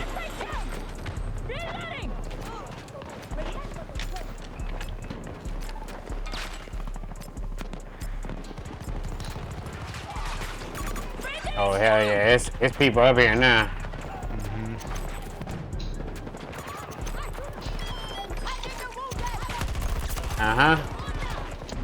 I wait for his ass to drop. Oh, that nigga trying to blow me up from down there. You a bitch.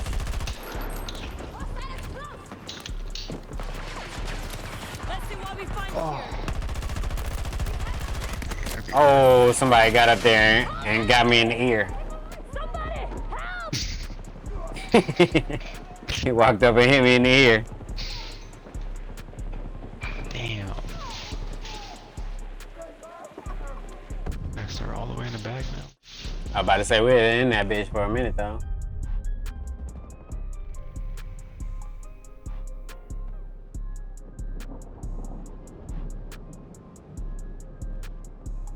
Damn, we gotta start from scratch, nigga. This like the DMV. We back at the beginning. Do you have the filing papers we need? Nope, you gotta start from scratch then.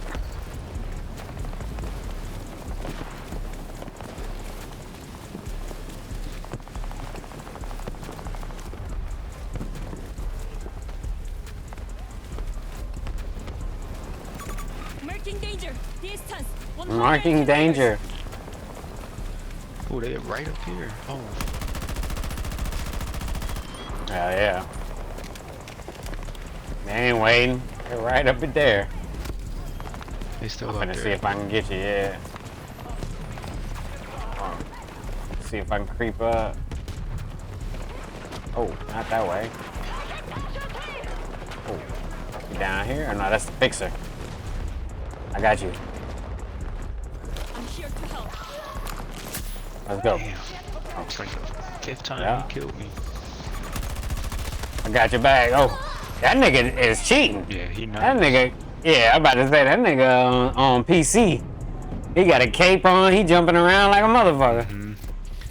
And teabagging.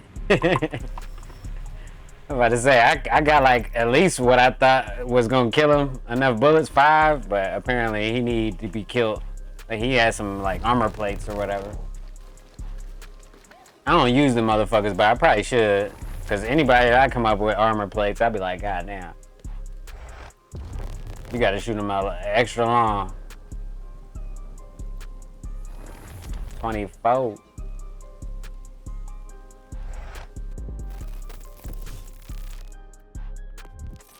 Sheesh.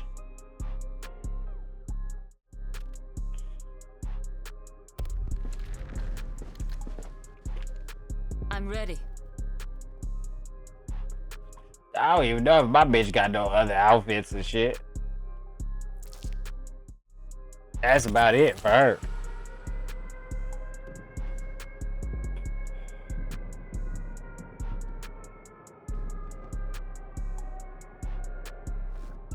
That nigga Mike Wang tweeting and shit. Fuck out of here, bro.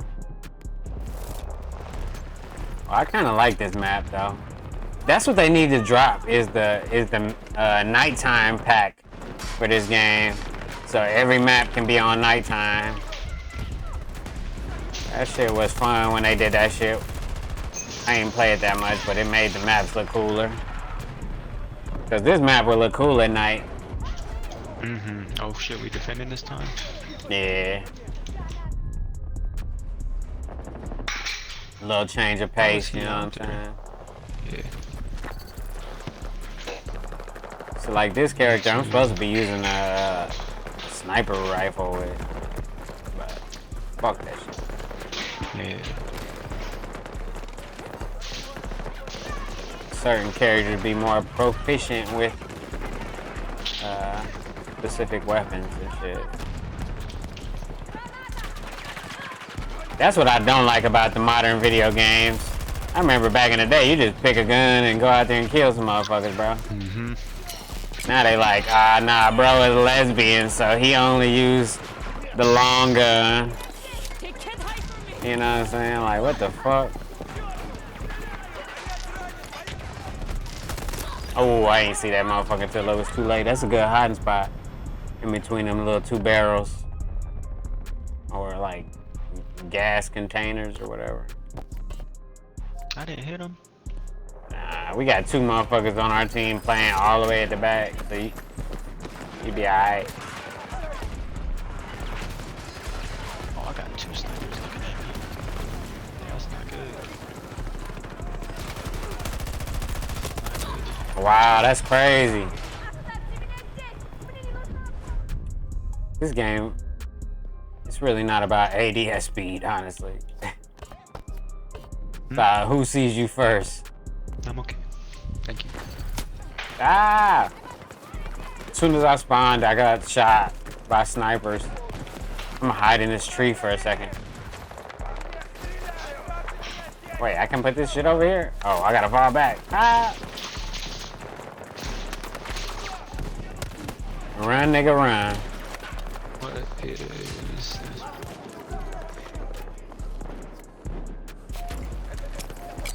Bring a grenade!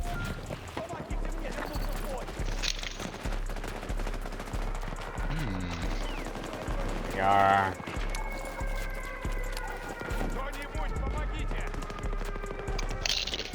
Alright, this is where they stop, fellas. Damn, that's hella good. Yeah. Damn, that shit going crazy right now. I had to back up a little bit, shit. Oh, I see some niggas. You ever had pickle chips? Pickle chip? Yeah, I fuck with pickles and like chips. pickles. Nah, I fuck with pickles and chips, so yeah, I had them before. Oh, wow.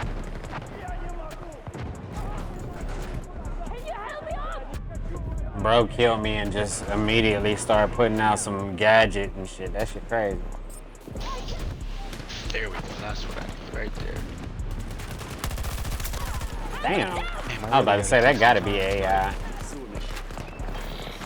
What, think about your pickle, hatred? You gotta reconcile your pickle hatred because that chip changed your life or what? Damn. You like, damn, that's what pickles really be tasting like? And they have an epiphany, a religious experience at the moment. That pickle chip, man. Oh, hell no, that nigga trying to kill me. I mean, I'm telling you, that vinegar, that shit purified meat for centuries, man. You know, that shit is magical. That shit is different. Yeah, yeah. I like vinegar chips and, you know, pickle chips and shit. I love No vinegar. Diddy. Yeah, yeah. Dang. It's definitely up there on the list of things you need, like salt and water and you know, air and shit. I got Oh, that nigga got taken. Oh. Ooh. I got you. Got me quick too. I'm still playing like I'm on X Defiant or some shit, you know? Oh, that's what they've been doing. They hid the motherfucker in there. Bro, he had that shit. You know exactly where it's at. Nope, don't follow me. He said, never mind. Change your plans. Oh, That is a different chip. they right here, right next to me, low key. What brand is this? How do I support it? I need to support this brand. Right? I need to know more about it. Stream sponsored by Kettle Chips. Oh yeah, kettle chip too? Oh yeah. I like chip. I don't eat them very often because I like them. I just got behind like 4 people, didn't kill none of them. Yeah, it should be like that sometimes. Oh, I strafing. Nah, you got the strafe. You got the strafe a little bit more, cause the white boys be strafing and that's how they kill niggas. Now I need to find out if that's a real word. You just like woke me up to how stupid that word sounds. I mean, it's been stupid ever since I heard it. But I'm just now speaking on it, you know what I mean? It took me like a decade to say that strafing sounds stupid, and when white boys say that shit, it sounds stupid too. Just say you walking left. Repeatedly with bombs or machine gun fire from low-flying aircraft. Yeah, I know it. Yeah, and that's what they be talking about. Exactly. Exactly. They just said, you know what? We gonna use it for every goddamn thing. Nigga, I was strafing. No, you wasn't. No, you goddamn you alive, motherfucker. You say what? Nah, you was strafing. Nah. Nah. That's what they said. They also be doing. Words, huh? Yeah, exactly. Cause I remember when I was young and they was skateboarding. They talking about they doing a 180. Nigga, you just flipped around like a faggot on the board, nigga. That's it. And now you talking about you did a 180 or this old nigga. Stop it, bro. They be making it sound like it's way cooler than it is, bro. You know what I'm saying? That's just my opinion. Strafing. No, you jumped. Nah, you just jumped on the curb, bro. And then you want to call it a ollie, and that shit sounds just as faggotish or gay, you know. But nevertheless, if that's, I mean, but they don't got that much shit, you know what I'm saying? So yeah, they be trying to make it sound like the shit they got sound like it's cool. Yeah.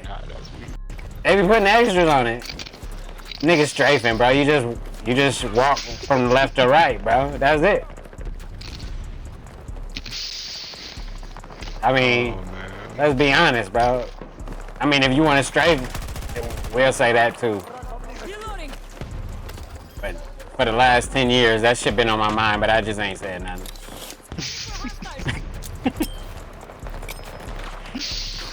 That's just one of the.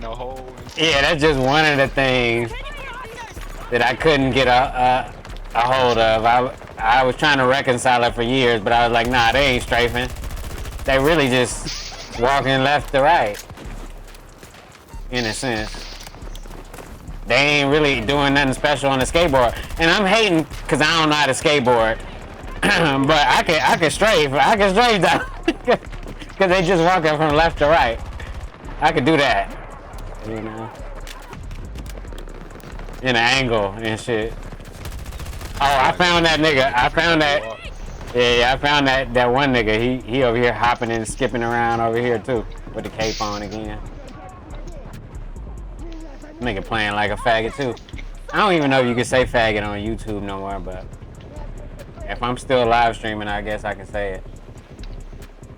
I was watching this one video. Matter of fact, that's the video I wanted to watch. Hold on. Tell you jumped in here. Hold on. Where that shit from last night? That shit was funny as hell. Hold on. Oh no, I'm not live streaming no more. They kicked me off. Not just playing. Oof. He said, "Oof, nah." Hold on. It's a video back here. Where that nigga at though? He was preaching though. I just gotta play it before the day is over. Cause I'm gonna forget tomorrow. Here we go. Alright. That is invested everywhere, from media to cars to oil to everything. Alright, here we go. Man, where's Martin at? I ain't seen Martin in a minute. Martin is on. He in the party, but he probably dealing with his. I mean, he got like at least 15 kids at this point. He Mexican, so. For real?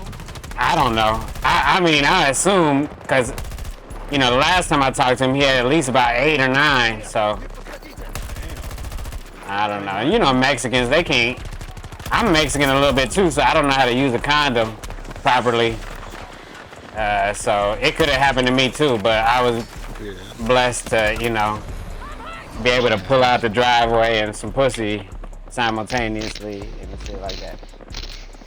They not mutually exclusive or whatever, but nah, I don't know, he doing something.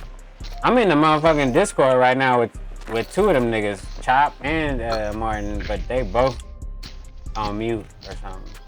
I think they on mute. Let me see. Yeah, I think they both on mute. Cause I'm the only one that got the mic moving and shit, the green little shit. You're the only one that got the mouth. Yeah, the mouth moving and shit. Them niggas, they quiet. I'm sure when I leave, they be talking again. They probably was talking before I got here, but maybe not. Oh. Get down! Reloading! Multiple enemies, 150 meters away. Nah, I just be jumping in here. If Martin in here, I usually let him do his thing, cause you know, it's his shit. You know what I'm saying? But I just jump in the bot one and chill and shit. Hey guys, this is going to be a short video. I just have to get some stuff off In case my they don't chest. want to hear what I'm doing type shit. BlackRock is a $1 trillion investment company that is invested everywhere, from media to cars to oil to everything. And yet they keep saying that they're pushing for diversity. You know, they've got these ESG scores that they're pushing. They say that they're all about diversity. They're pushing for diversity. But have you ever wondered why they keep emphasizing our differences? Like, if they really want us to come together, wouldn't you, in order to make people come together, you downplay differences. You don't emphasize differences. But instead, what they do is they have ESG scores. They hire diversity training coaches and you too, to go into these companies to emphasize our differences. The way you get people to come together is by de-emphasizing our differences. Oh, almost got to get us to come together. So I just want to first point out that how strange it is that BlackRock keeps emphasizing our differences as a culture. Oh, there goes. And so one of the things that they've done is they've taken a group like the LGBT one group, of them fast which is jumping only niggas. 3% of the American population. I think I got him for you. They Hey. have put them. Oh, I can't shoot. I started shooting before my gun finished Not in order to get us to come reloading. together, not in order to minimize our differences, but they're emphasizing the things that make us different. And so, and if you don't think that there's a satanic tone here, You said. there's all kinds of alignment. You said what?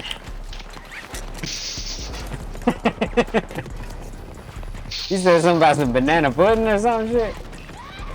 Banana peppers. Oh, banana peppers. Yeah. That shit alright too. I like everything that got a little spice and shit to it. Vinegar is like a little tang. Yeah, because white folks, they only use pepper, you know? And they be like, that shit spicy. And I'm like, nigga, stop playing. Yeah, you know what I'm saying? So, yeah, but like, you know, peppers, jalapenos, you know what I'm saying? Some hot sauce on that bitch, some mustard even, you know what I'm saying? That's it on the beat, ho. Yeah, these motherfuckers put mayonnaise on every goddamn thing and then be like, like, right? That shit good, right? Nah, like, nah, bro. I mean, I like mayonnaise too. It's really just bone marrow and fat, to be honest. But yeah, exactly. But you know, I'd rather have some flavor. But it's a binder. Yeah, but you know, white people crazy though. Alignments between Exactly. devil worship and Satanism and the LGBTQ movement. On the right here was just something. This is random. This dude on one. Hold on. They're emphasizing the things that make us different. And so, and if you don't think that there's a satanic tone here, there's all kinds of alignments between devil worship and Satan. First, point out that how strange it is that BlackRock keeps emphasizing our differences as a culture. Nigga said banana. And so one of the things that they've done is they've taken a group like the LGBT. Hold up, wait. You gotta give them banana peppers some time too. And they have put them. Them niggas ain't, you know what I'm saying? Not in order to get us to come together, not in order to they out here minimize our too, bro. differences, but they're emphasizing the things Especially on that a make sandwich. us different. And so, and if you don't think that there's a satanic tone here, there's all kinds of alignments between devil worship and Satanism and the LGBTQ movement. On the right here was just something, this is random, but Celine Dion I saw recently was pushing for her satanic clothing line for kids, which is absolutely bonkers insane. But first off, I just want to begin with that thought. I got a sense. If they really want us to come together, why would they emphasize our differences? And the reason why is because they make money when we're divided. They make more money when we're divided, and we can't. And the big number two reason is that if they can keep playing us off. Did you watch the legs? Nah. I still ain't watched it yet. I was actually gonna go see Deadpool today. Somebody told me. Oh goddamn! I just fucked him up. Somebody told me that it was like not that scary, but it was like spiritual or whatever. I don't know, however they try to explain it. You know what I mean? Mm-hmm. But and then somebody else was like, "Did it have jump scares in it?" And then the dude was like, "Yeah, of course it had jump scares in it." And I was like, "Oh, okay." But yeah, nah, I'm pretty sure I'll see it in like another week or two because, you know, I torrent everything because I'm a pirate. So, That shit was fire. Yeah. Like right now, I can watch Deadpool, but I don't want to watch like the subpar version of it. Oh. And probably the Longlegs movie too, but I was gonna go watch it at the movie theater when you told me, but then I was in Wisconsin and the movie theater they had, you know, I didn't want to actually, no, I didn't want to go to the movie theater. It's really small. Yeah. It's depressing and shit. It looked like somebody committed suicide. There's definitely a murder or two happening in that motherfucker, like back in the old days or something. Damn, come on. Oh, that motherfucker. Battlefield crazy though. Hey, nah, but for real, like next year or whenever they drop the new one, hopefully they put the destruction back in it, because the destruction, it's not in it in this game like it used to be. You used to be able to blow up the whole building, like take down this whole motherfucker if you wanted to. And they wouldn't have nowhere to hide but a bunch of rubble, you know what I mean? But like, they made it a little bit, like, what the fuck? A little bit easier, honestly, for cover, because really, realistically, snipers didn't play Battlefield very much, because a nigga be hiding in a room, and you just see him sniping, you just shoot a grenade up there, and it'll blow the whole room up, and if he's still alive, he can't really, you know what I'm saying, hide no more, so. Yeah. It wasn't like a sniper-heavy game. These niggas low-key is a team or something, the way they playing. They sweating. I can tell. Yeah. They definitely don't want us to take no goddamn areas. Not even one.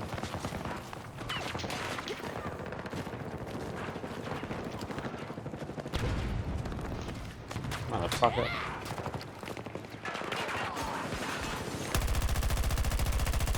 Oh, that's crazy. I got stuck. The garage closed on me. I couldn't get back in. We can never come together and actually solve anything. This is why Morgan Freeman, in a random video I saw recently, Morgan Freeman. he told this guy who was pushing the Black Lives Matter shit, he said, stop talking about our differences. And Morgan Freeman nailed it. And this guy had nothing to say, because the way to get people to come together is actually to not talk about our differences, but to emphasize our similarities. But guys, we're in the woke apocalypse right now. We are in the darkest woke apocalypse timeline, and like, look at the shit that is coming out in 2024. Oh, shit, somebody tried to save me and woke, died. pagan, satanic game developers who are saying, oh, every character has to be a black lesbian. Let's create division. We have to create division. Guys, have you ever read the Bible? Do you know what Jesus talked about more than anything? Jesus talked about unity. He talked about coming together. Satan divides. Satan wants to keep us separated. So I think it's interesting. And look, I've never, you know, They can't we have get tons one. of black characters in video games the past 20 years. Celebrated games, the Walking Dead games, the Gears games. There's tons of black characters in video games. But why this sudden, like every character has to be gay? Why does every character have to be black now? And guys, the reason is division. And it is satanic, and it's motivated by the devil. Because they know, BlackRock knows that if we come together, if we actually come together, we could begin to solve things. We could begin to work together and have a better society. But they want to keep us divided, like this. Damn, I was right They there. want to keep us like this. And that is why, to bring Motherfucker. coming full circle to video games now, that is why they're pushing this shit. Like, it's almost comical, the trash that's coming out in 2020. And look, I'm not saying this stuff is trash because it has black characters in it. I'm saying it's trash because they've taken, you know, if video games were proportionate to the presence of these people as gamers and in society, that makes sense. If 3% of the population is LGBT, I found a then good 3% spot, I of the think. video games should be LGBT. If 14% of the population is black, then 14% of the video game should be black. But that is not what we're seeing. Every fucking game now is pushing lesbian shit, satanic shit, gay indie stuff, black lesbian stuff, black lesbian, black lesbian, black lesbian. Like, why? Why? He's like, why? And guys, you have to follow the money. It all comes back to BlackRock. And like, I'm seriously gonna get kicked off of YouTube if I say who it is. Like, I don't even need to say them. Y'all know the group that is behind Man, it. this is a good I don't spot even over need to here. say them out loud. These But rocks. let's just say that they hate Jesus. I'm gonna keep it at that. They hate Jesus. So, guys, if you look at all these games, like, who plays this stuff? And it's these dudes. It's these useless beta cups. These are the guys who, whenever I get on Reddit and I ask a simple question like, why do we need gay Star Wars? They Finally ban killed me. that fucking Or I sweat say, with the why does K. every game have a black lesbian protagonist now? They ban me and they You delete playing me. this shit like it's Call of Duty. But guys, what do you not see in video games anymore? You don't see men coming together. And do you know why? Because they hate men. BlackRock hates masculinity. Why do you think a single military game, why do you think there's basically no military games anymore? Why do you think there's no games that involve men coming together anymore? Why is everything gay and lesbian and female Why and is homo everything gay and and woke lesbian? now? It's because they hate men coming together. They hate men. Look at these guys. This is just Oh, a shit. picture of men coming together. A picture of men coming together for a common cause. You don't see this in video games anymore. Because if we saw this in video games, we would begin to see this in real life. We would realize that, man, our differences aren't really that big of a deal, and we actually Fuck can that come dude together up. and solve things together. So guys, just in closing here, because I said this was going to be a short video, play the biggest Another middle one. finger that you can give these companies right now is to not Play old this games. shit. Like, all of these games are failing miserably right now because it's primarily men who are gamers. We want to see men in games. We want to see men coming together. We want to see men working towards a common purpose and conquering evil. That's all we've Conquering ever evil. wanted in a game, and they want to show depraved satanic nonsense like this. So guys, my advice is to play old games, play games made in the Far East, Tarkov made in Russia, Stalker 2, a lot of the Japanese and Chinese games coming out right now are really good. The entire West, America is gone. Like, Western American developers are gone. They're too woke. They're too progressive. They're under the thumb of I BlackRock need to get my now. fucking C4 so I can blow holes in this BlackRock wall. wants to keep us divided. BlackRock does not want us to embrace our masculinity. They do not want us to come together. They're scared to death of what men could accomplish if we come together. And that's all I'm gonna say. And I hope I don't He's get like, "That's all I'm demonetized for gonna say." this. I'm out. Damn. Let me see. That was some serious. The fuck? Oh, this one. No. It's these.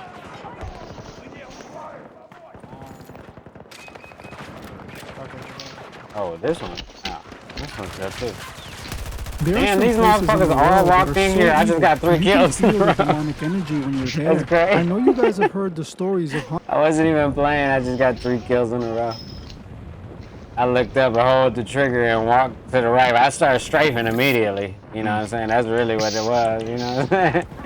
The nigga couldn't, you know what I'm saying? Instantly got the strafing to the right. And they ain't know what hit him. There are some places in the world that are so evil that you can feel the demonic energy when you're there. I know you guys have heard the stories of haunted houses or old native burial sites where the evil lingers in the air. While I don't believe in ghosts, I do believe there's a spiritual realm that coexists with our physical world. While I don't believe ghosts are what cause paranormal activity in many of these famous supernatural cases, I do believe some of these instances could be caused by demonic entities. While most stories of haunted these locations walls are up over nonsense, here, no one diddy. location that is believed to be haunted by demons is the abandoned Aerojet test facility deep in the Everglades of Florida, as it has real ties to a satanic cult and real sacrifice rituals.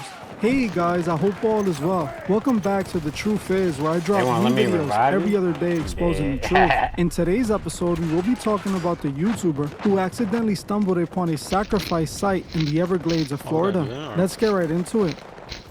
We live in a physical world that coexists with the spiritual world, and sometimes those two worlds collide. While I don't believe in ghost stories, I do believe that demonic forces do exist.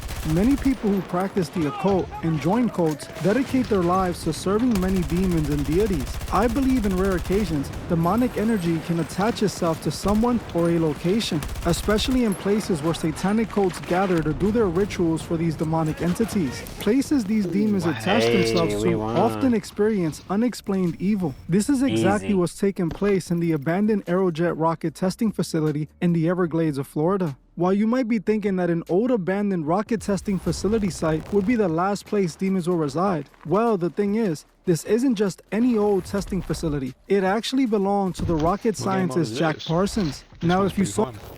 What happened? Jack Parsons. I'll be right back.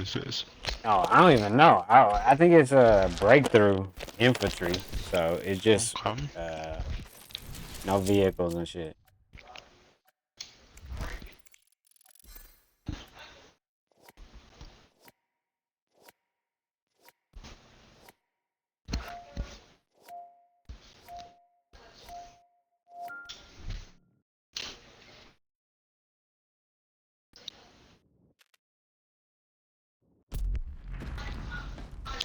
Looks like the wait's over.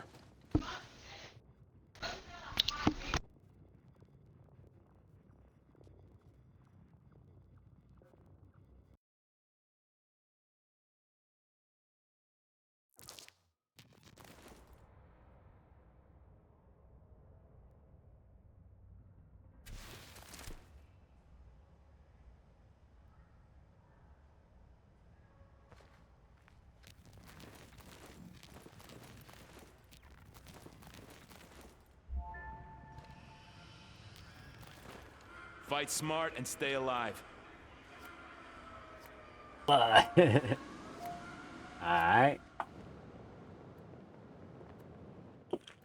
See what's poppin'. Alright, here we go. Oh yeah, back to that. Saw my video on Hollywood putting real rituals in the Strange Angel TV show, then you should know exactly who Jack Parsons is. For those who didn't see that episode, Jack Parsons was a famed rocket scientist who was living a double life. By day, he worked on developing the technology that powered rocket ships, and by night, he was the grand magus of a satanic sex cult called Thelema. Jack Parsons was a devout follower of the infamous occultist Aleister Crowley. He was actually chosen by Crowley himself to become the Grand Magus of his lodge. The government knew Jack Parsons was an occultist and a Satanist as they discovered it when they did a background check on him. Even though they knew he was participating in satanic rituals, he was still hired to work on the development on the first engine used to power rockets. He was given millions of dollars, and then he used that money to buy a mansion that he turned into a lodge. Parsons would perform occult rituals every single day, and it's actually believed he passed away while doing one of those very rituals. One of the most interesting details about Jack Parsons was how he used occult magic to create the fuel that made him rich. Jack Parsons actually uncovered the science he used to make the engine while performing an occult ritual. So technically, the development of the rocket ship was possible due to occult magic, which is definitely suspicious if you ask me. Jack Parsons owned a company called Aerojet and had a secret testing facility in the Florida Everglades. This facility was supposed to be used to work and test rockets, but much more sinister things were taking place there, as you will soon see. Jack realized that this testing facility was the best location to practice his satanic rituals, as it was in the middle of nowhere. While he worked on rocket ships, he was also performing satanic occult rituals. Parsons ended up passing away at the very young age of 37 years old, mysteriously in what many people think was a ritual gone wrong. It wasn't long after his passing that his facility was closed down and forgotten, or so we thought, as the area was still being used by occultists to this very day, becoming a hotspot for occultists looking to perform satanic rituals. That's exactly what this YouTuber Mike Kimmel, otherwise known as Python Cowboy, accidentally discovered. Mike Kimmel is a YouTuber who makes content about catching reptiles. One night back in April 2019, Mike was hunting for pythons in the Florida Everglades when they ended up coming across the abandoned Aerojet facility. Mike was told that he would be able to find pythons in that abandoned facility. When he got there, he found way more than just pythons. He found an active satanic ritual site instead of just pythons. Mike recorded all he saw, and what he saw was truly haunting and disturbing. The very first thing he saw when he got there was a pile of rocks with an inverted cross sticking out the top. He also notices several spray-painted inverted crosses everywhere. We all know inverted crosses are a representation of the Antichrist. This is what he was greeted with, which is not a good sign at all. As he approached the rock pile, he noticed a baby doll with an eye plucked out and inverted crosses painted on its head in ashes. Even more disturbing, when Mike lifted the rock pile, he noticed that the doll had a little red corn snake wrapped around his neck. He decided to pick up the snake when he noticed it was bleeding from its rear. And first corner I am turning into the facility, see a very large rock pile. On top of that rock pile is a upside down wooden cross, and there's upside down red spray painted crosses all over this rock pile. And there was actually a little doll on the bottom of the rocks. There was a upside down ash cross put on its forehead. And what was really extra odd about this was there was actually a little red corn snake wrapped around the doll when I came up on it, wrapped around its neck. It started to move as I kind of started to approach it. And I did grab it, got a hold of it. Probably one of the stranger things I've come across. You know, this snake wasn't damaged or hurt in any way. I picked it up right off the rocks. And it was actually bleeding from it. The snake's maybe about a foot long. And I've caught a lot of snakes in my time, and none of them have been bleeding. Damn. So that was a new one for me. As soon as I got to the roof, sure. they blew me up. Not quite sure what caused it, but the rest of the night turned out to be very strange as well. Battling gators, stealing my GoPro. If it could happen, it was happening to us. It was definitely a bad juju night. Leaving from that rock pile, kind of regretting that I touched that snake, interacted with any kind of this juju out here. Especially when I started to find some more of the stuff I found. Leaving that rock pile. As you saw for yourself, he picked up the snake and immediately began to regret it as he realized this snake was most likely used in some sort of satanic ritual. Snakes are often used in many occult rituals, as the serpent is a representation of Lucifer. After seeing this, you would expect Mike to change his mind about hunting for pythons in this facility, but he decided to keep on looking. The next thing Mike ends up running into was a spray-painted message on the ground in Latin. He claims that he later went on to translate it, finding out it was a warning to stay out of the area. Like 50-foot spray painting of what turns out to be Latin. Whatever that says, I ain't reading it out loud. And translated after I left there, it turns to say something along the lines of turn around, he's watching, run, hide, flee. You get the idea, you know. From there, he ended up finding a room in the facility that had a huge pentagram sprayed painted on the ground. In the middle of the pentagram, they found a chair that was missing a leg with a red stain on the ground close by. This was alarming to Mike as he felt the stain on the ground was rather fresh. Of course, we didn't know what the hell it said, so we just kept on and pushing on, trying to catch a damn snake. So moving further through the complex, I start to get to some of the bigger buildings. And I mean, these buildings, again, have been abandoned since the Cold War. What is it, the 50s or 60s? And they're covered in spray paint, a lot of cool different graffiti. But there's more than just graffiti tonight. We found actually like probably a 50-foot pentagram, red spray painted pentagram. Yeah, let's get out of that room. So many upside down crosses here, dude. In the middle of the pentagram was a three-legged chair, and at the base of that chair was what looked like a pretty large blood stain. Pretty fresh, not real old, and definitely looked like someone was possibly sacrificed, or I don't know what, but definitely kind of a spooky situation. Looking like, you know, they were trying to do some kind of ritual, or who knows what. Y'all are gonna call me crazy for saying this. Actually, I was about walking into that room. Something grabbed my leg, and I looked down, and it's one of them dolls on the ground there with its eyes plugged out. Same cross as the one I found there, and I'm sure, you know, I just didn't see it, and I hit it while I was walking, but damn, that fucking it was sniper. a pretty night, y'all, and I swear to y'all, it felt like that sucker grabbed my leg while I was walking, but you call me crazy. So I proceed from the sacrifice room, whatever you want to call it, and I start making my way deep up into this building, and you know, there's just more and more stuff, seeing more satanic stuff spray painted on the walls. I actually came across this little room. I mean, there was stuff on the wall talking about sacrificing little kids. Sacrifice. We gave her to the devil, all kinds of terrible, terrible stuff. There was actually a little girl's nightgown. I'm sure it was spray paint red, but you know, it was meant to look like blood. Who knows at this point? It could have been nailed to the wall. As you saw for yourself, Mike stumbled upon a real sacrifice ritual site. In certain parts of his footage, you can see where they spray painted the word sacrifice. Just by looking at the footage, you can see the evil coming from that location. I honestly believe real sacrifices are being done there, as Mike's footage even spawned a police investigation and news coverage. Due to how fresh that stain on the ground appeared, it looked like something was definitely sacrificed there recently. What I think is taking place at this facility is the continuation of Jack Parsons' cult. His followers must have continued to use this location for rituals and sacrifices. It's definitely not a coincidence that the owner of this facility was a Satanist and people were performing satanic rituals there. The media and many people try to deny the fact that there's secret cults that operate around our country and the world. Cults that look for places like these to perform their sacrifices and rituals. Like I said, while the Bohemian Grove and the Skull and Bones both have a mock sacrifice ritual, I believe the real sacrifice rituals are done in places like this. The places people don't really know about and never end up going to. This man just so happens to find all of this by chance, as it seems the only people that go there are homeless people and these occultists.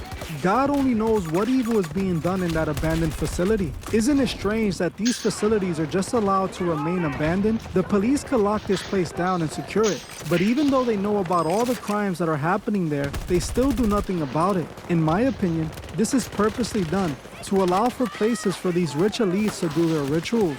Remember, when Jack Parsons bought this facility, he was rich and a member of the elites. You know other elites went out to this facility to participate in rituals with Parsons. This footage is just further proof of the spiritual war we are in. Whether people want to believe it or not, this is happening. While some people are serving God, others are serving Lucifer and helping push his agenda. Yeah, oh shit. We got 4 kills real quick on some lucky shit. Try this shit out. Damn. Dang, they surrounded us low key. Oh, this shit is hectic. Hell yeah, that's what I said. Where I'm at, they got me surrounded. I'm just shooting back, like, so ain't no bitch. Probably like ADHD in heaven. Hell yeah. That's what I said, man. When I used to play this shit, bro, I come on here and play this shit when niggas ain't playing 2K. Let me see if a nigga bring me some ammo. Oh, I steal your shit. Thank you. Damn, I keep doing that. I keep spawning too fast. Yeah. Alright, I keep forgetting. They gotta come to us. Let me just sit here. Yeah, exactly. I played half the round like that too. As I get assassinated. Exactly. I played half the round like that. I was like, oh shit, they coming to us. What the fuck am I doing running up so far? But at the same time.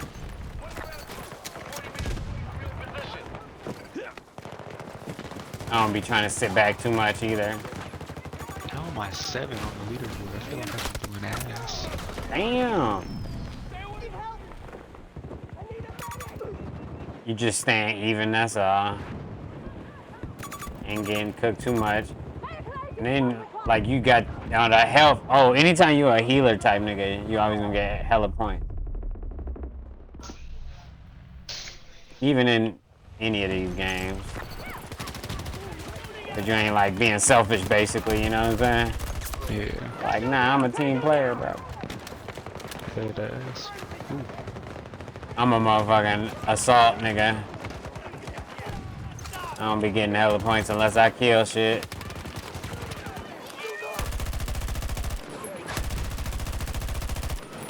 I'm in a bad spot. I just threw a grenade over there to try to help you get out of that spot. An incendiary grenade.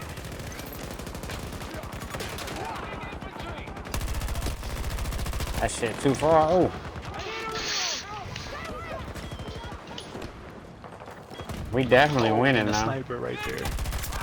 Oh yeah. I try to stay away from the snipers. They actually let you pick up bullets now, just like quick, when you just run over the thing.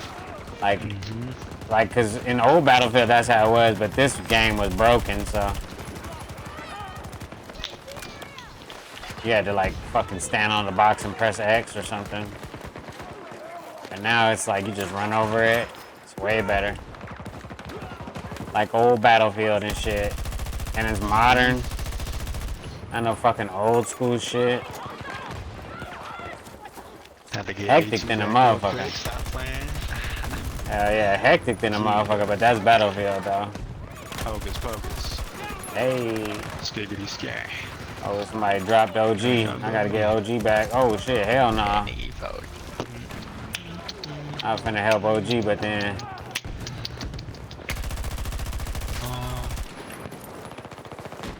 I went back to A2 for a split second just to make sure, cause somebody was trying to get busy over there.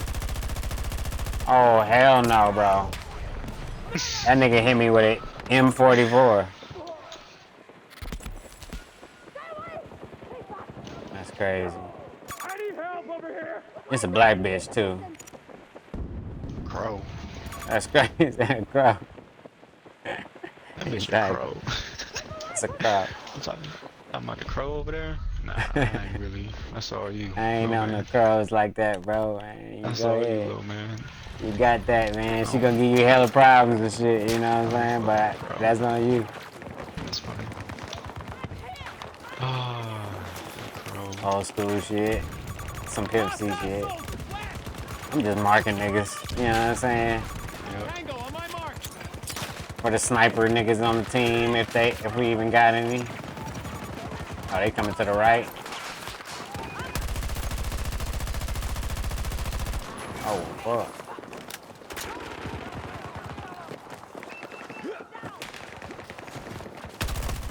Oh no, that's tough. I saw him over there standing there too, and I thought it was not a guy. Hell yeah. Oh, they got 1 life left, that's why.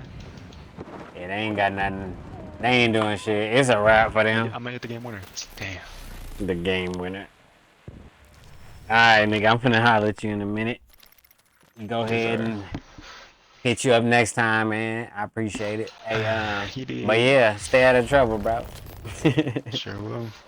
You know, same old shit, different toilet. Mm-hmm. All right, y'all. I'm out too. Peace. All right, whatever.